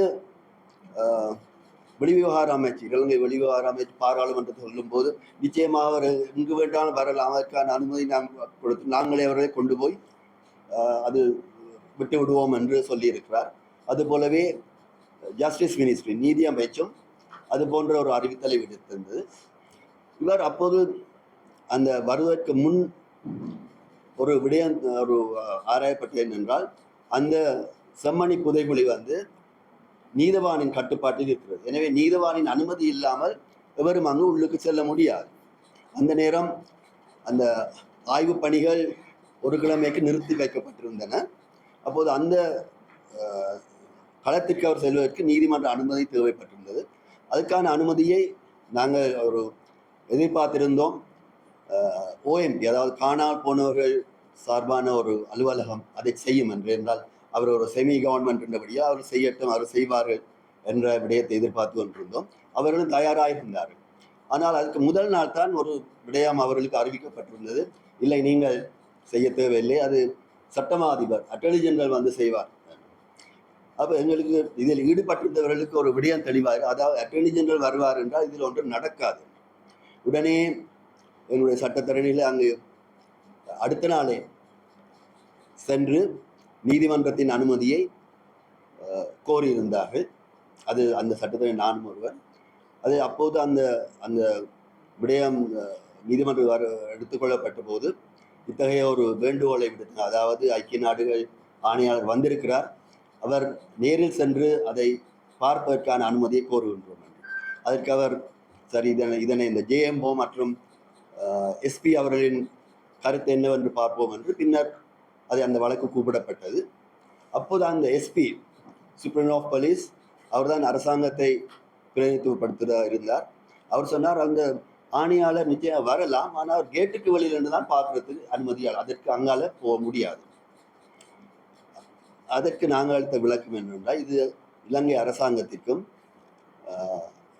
UN ஐக்கிய நாடுகள் கொழும்பு ஸ்தாபனத்திற்கும் இடையில் ஒரு உடன்பாடு இருக்கிறது. அதன்படி இவர் செல்வதற்கு அனுமதி வழங்கப்பட்டிருக்கிறது அரசாங்கத்தினால்.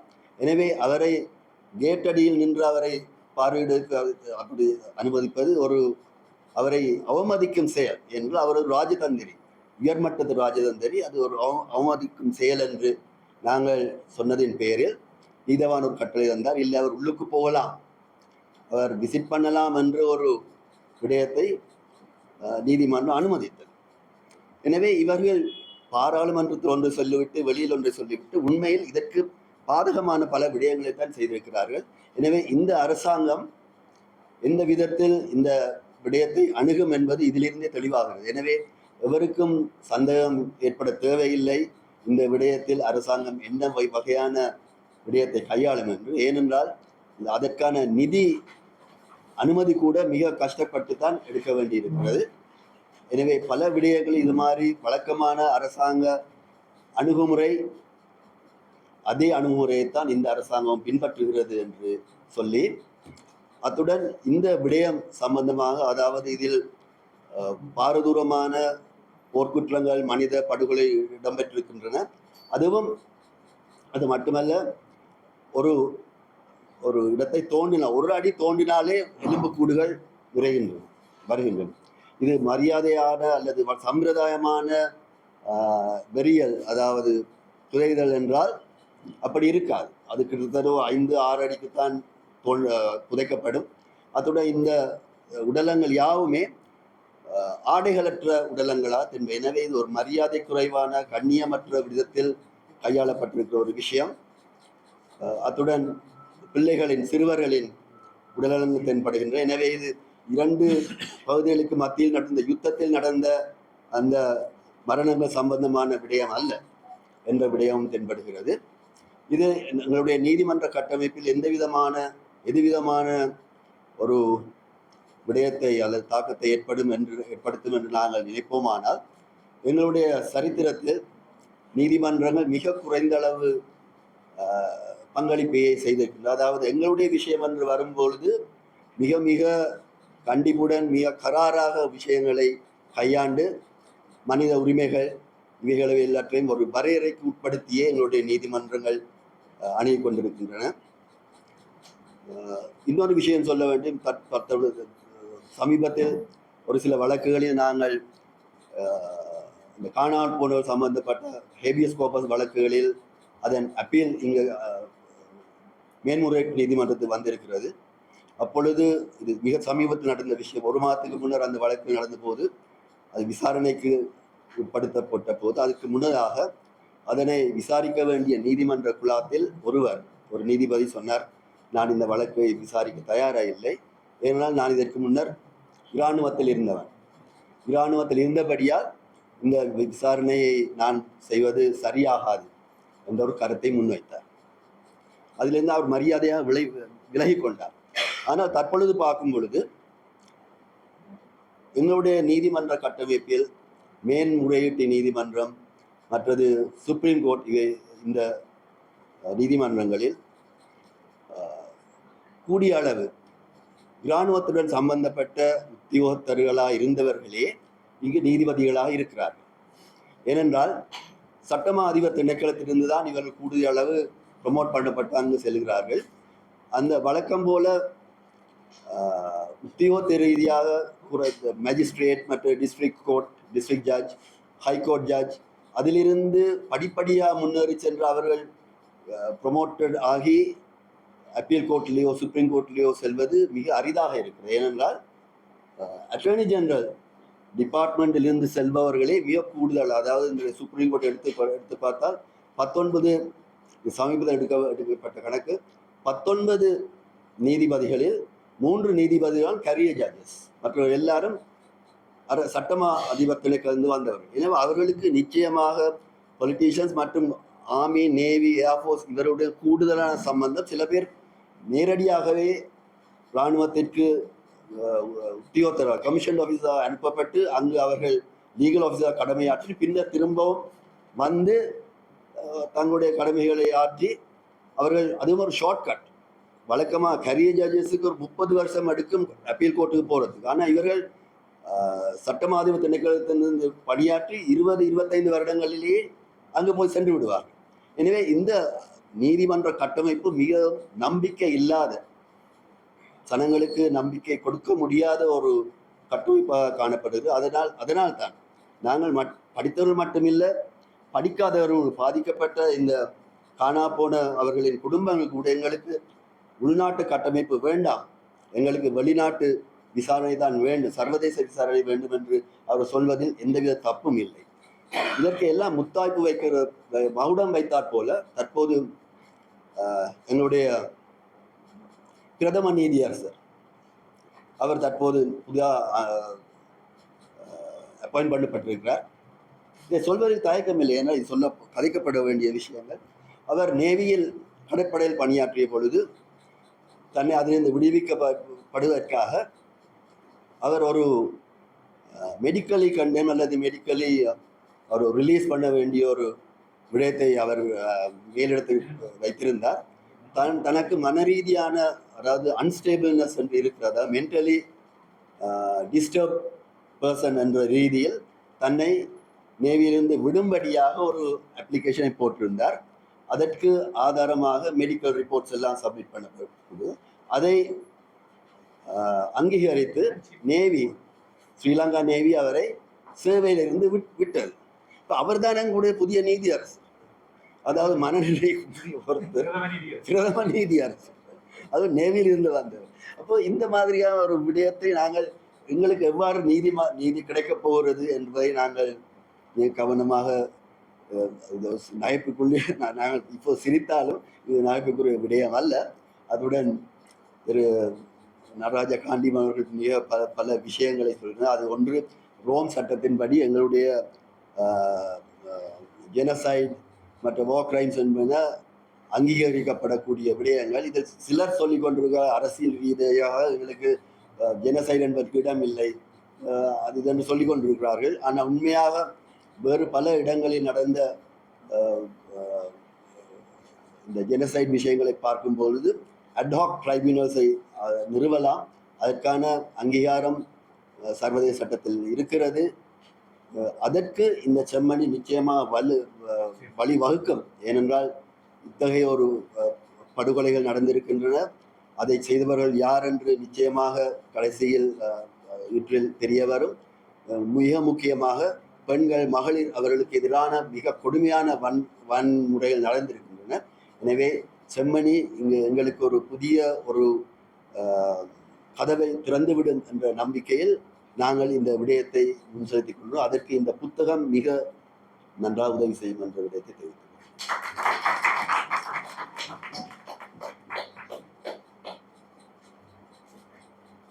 நன்றி ரத்னாலயா அவர்களுக்கு.